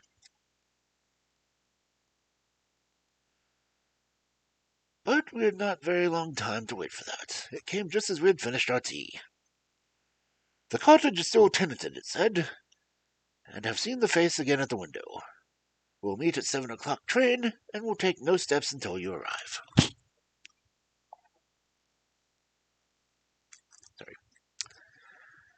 He was waiting at the platform when we stepped out, and we could see in the light of the station lamps that he was very pale and quivering with agitation. Still there, Mr. Holmes, he said, laying his hand hard upon my friend's sleeve. I saw lights in the cottage as I came down. We shall settle now once and for all. What is your plan, then? Asked Holmes as he walked down this dark tree-lined road. I'm going to force my way in and see for myself who is in this house. I wish you both to be there as witnesses. You are quite determined to do this in spite of your wife's warning that it is better that you should not solve the mystery? Yes, I'm determined. Well, I think that you are in the right. Any truth is better than an indefinite doubt. We'd better go up to them once, of course, legally. We are putting ourselves hopelessly in the wrong, but I think that it is worth it.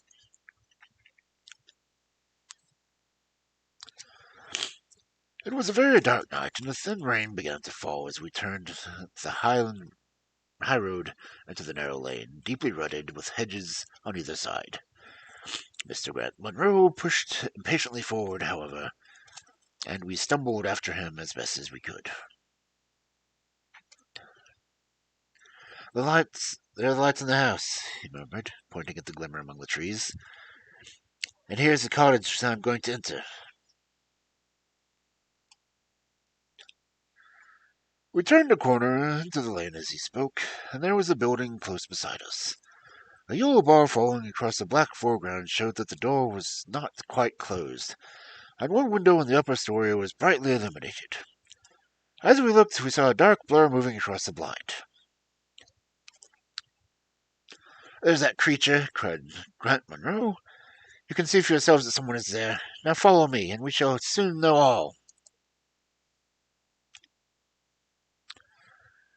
We approached the door, but suddenly a woman appeared at the shadow and stood in the golden track of the lamplight. I could not see her face for the darkness, but her arms were thrown out in an attitude of entreaty. "For God's sake, don't check," she cried. "I had a presentiment that you would come here this evening. Think better of it, dear. Trust me again, and you will never have cause to regret it." "I've trusted you too long, Effie," he cried sternly. "Let go of me. I must pass you. My friends and I are going to settle this matter once and forever." He pushed her to one side, and we followed closely after him. As he threw the door open, an old woman had run out in front of him and tried to bar his passage, but he thrust her back, and an instant afterwards we were upon the stairs. Grant Monroe rushed up the lighted room at the top and entered on his heels.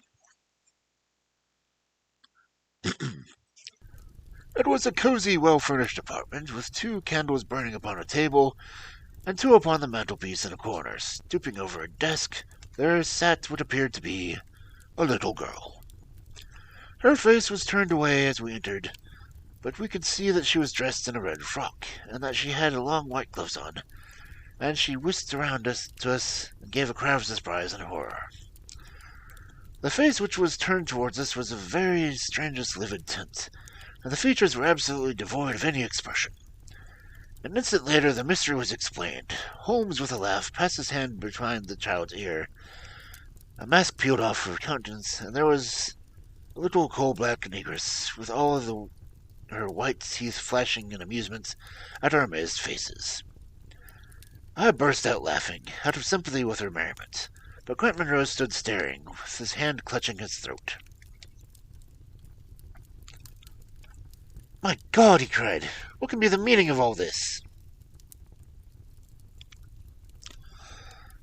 "I will tell you the meaning of all of this," cried the lady, sweeping into the room with a proud, set face. "You have forced me, against my own judgment, to tell you, and now we must both decide to make the best of it. My husband died in Atlanta, but my child survived." "Your child?" She drew a very large silver locket from her bosom. You have never seen this open." "I understood that it did not open."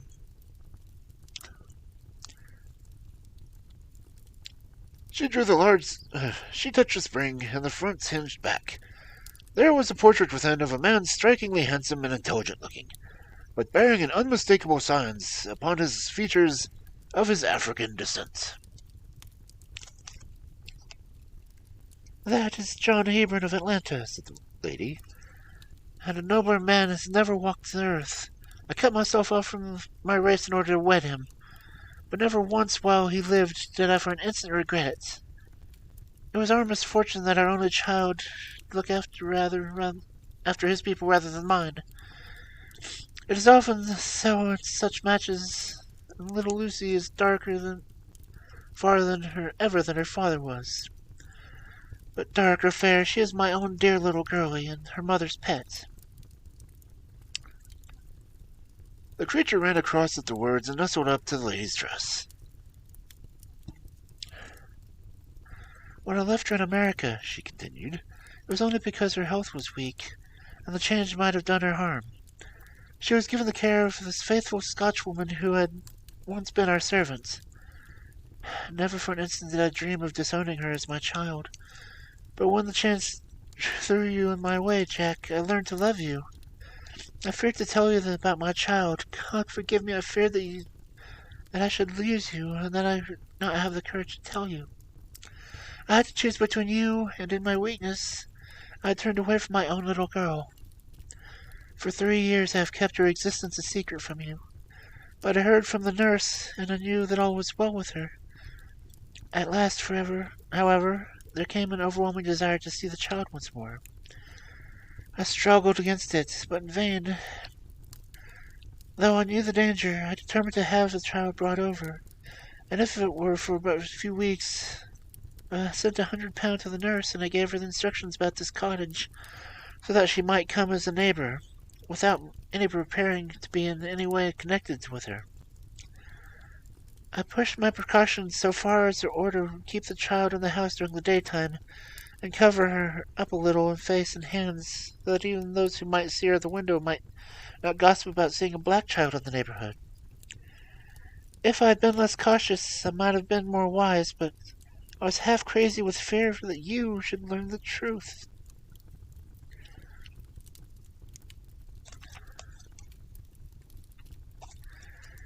It was you who told me that first that the cottage was occupied.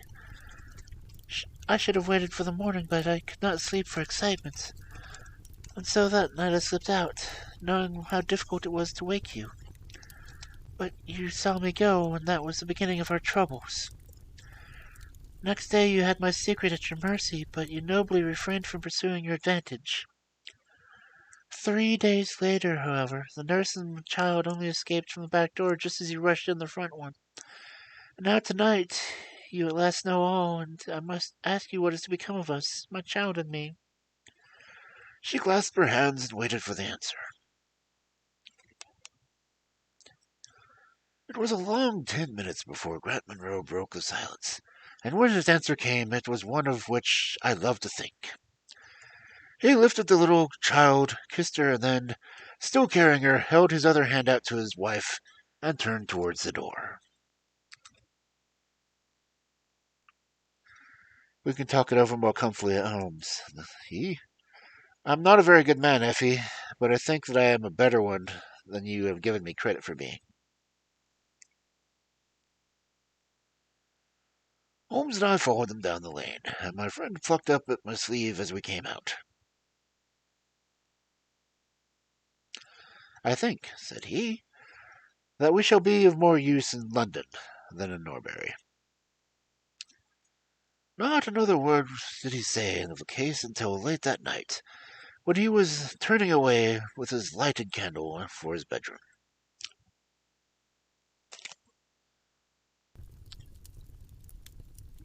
Watson, he said, if I should ever strike you that I am getting a little overconfident in my powers, or giving less pains to a case than it deserves, kindly whisper Norbury in my ear, and I shall definitely be obliged to you.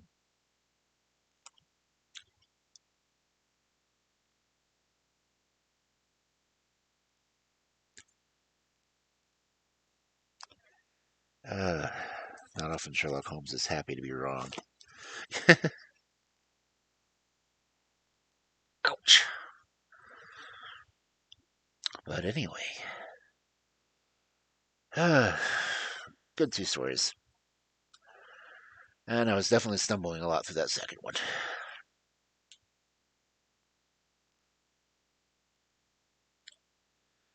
But that's the stories I'm going to read for tonight. Now let's see if we can find someone to raid, or if anyone listening has any suggestions on people to raid, by all means, feel free to offer them.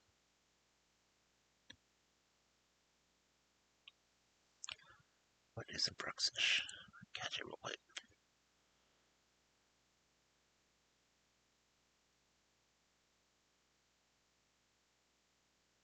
If I can spell.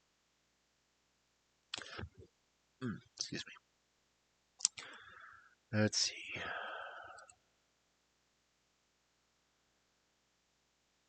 Oh, that'll be strange. You raid Sophia.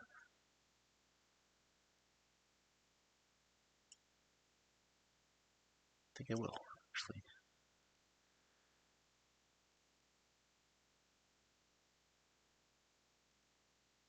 Okay.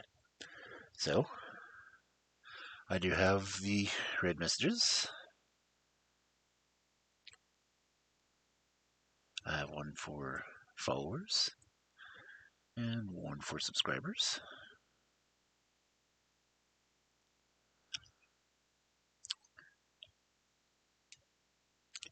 When the stream elements cooperates.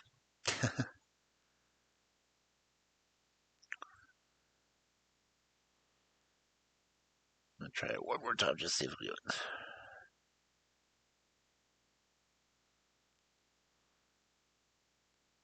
I don't want to say it again. Anyway, let's go. Where'd Sophia?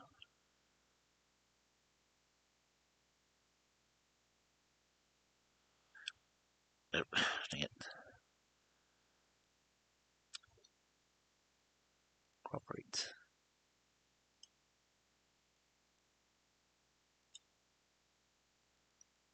And I did not catch the Pokemon anyway. So. Oh, it's actually letting me read this time. Nice.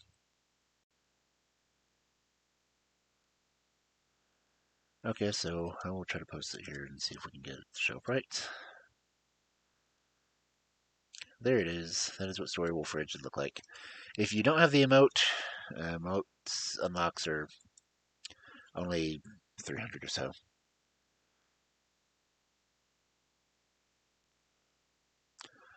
So, I'd like to thank you all for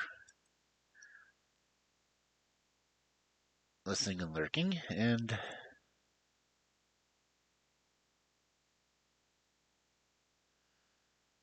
I will see you all possibly tomorrow for Fairy Tales.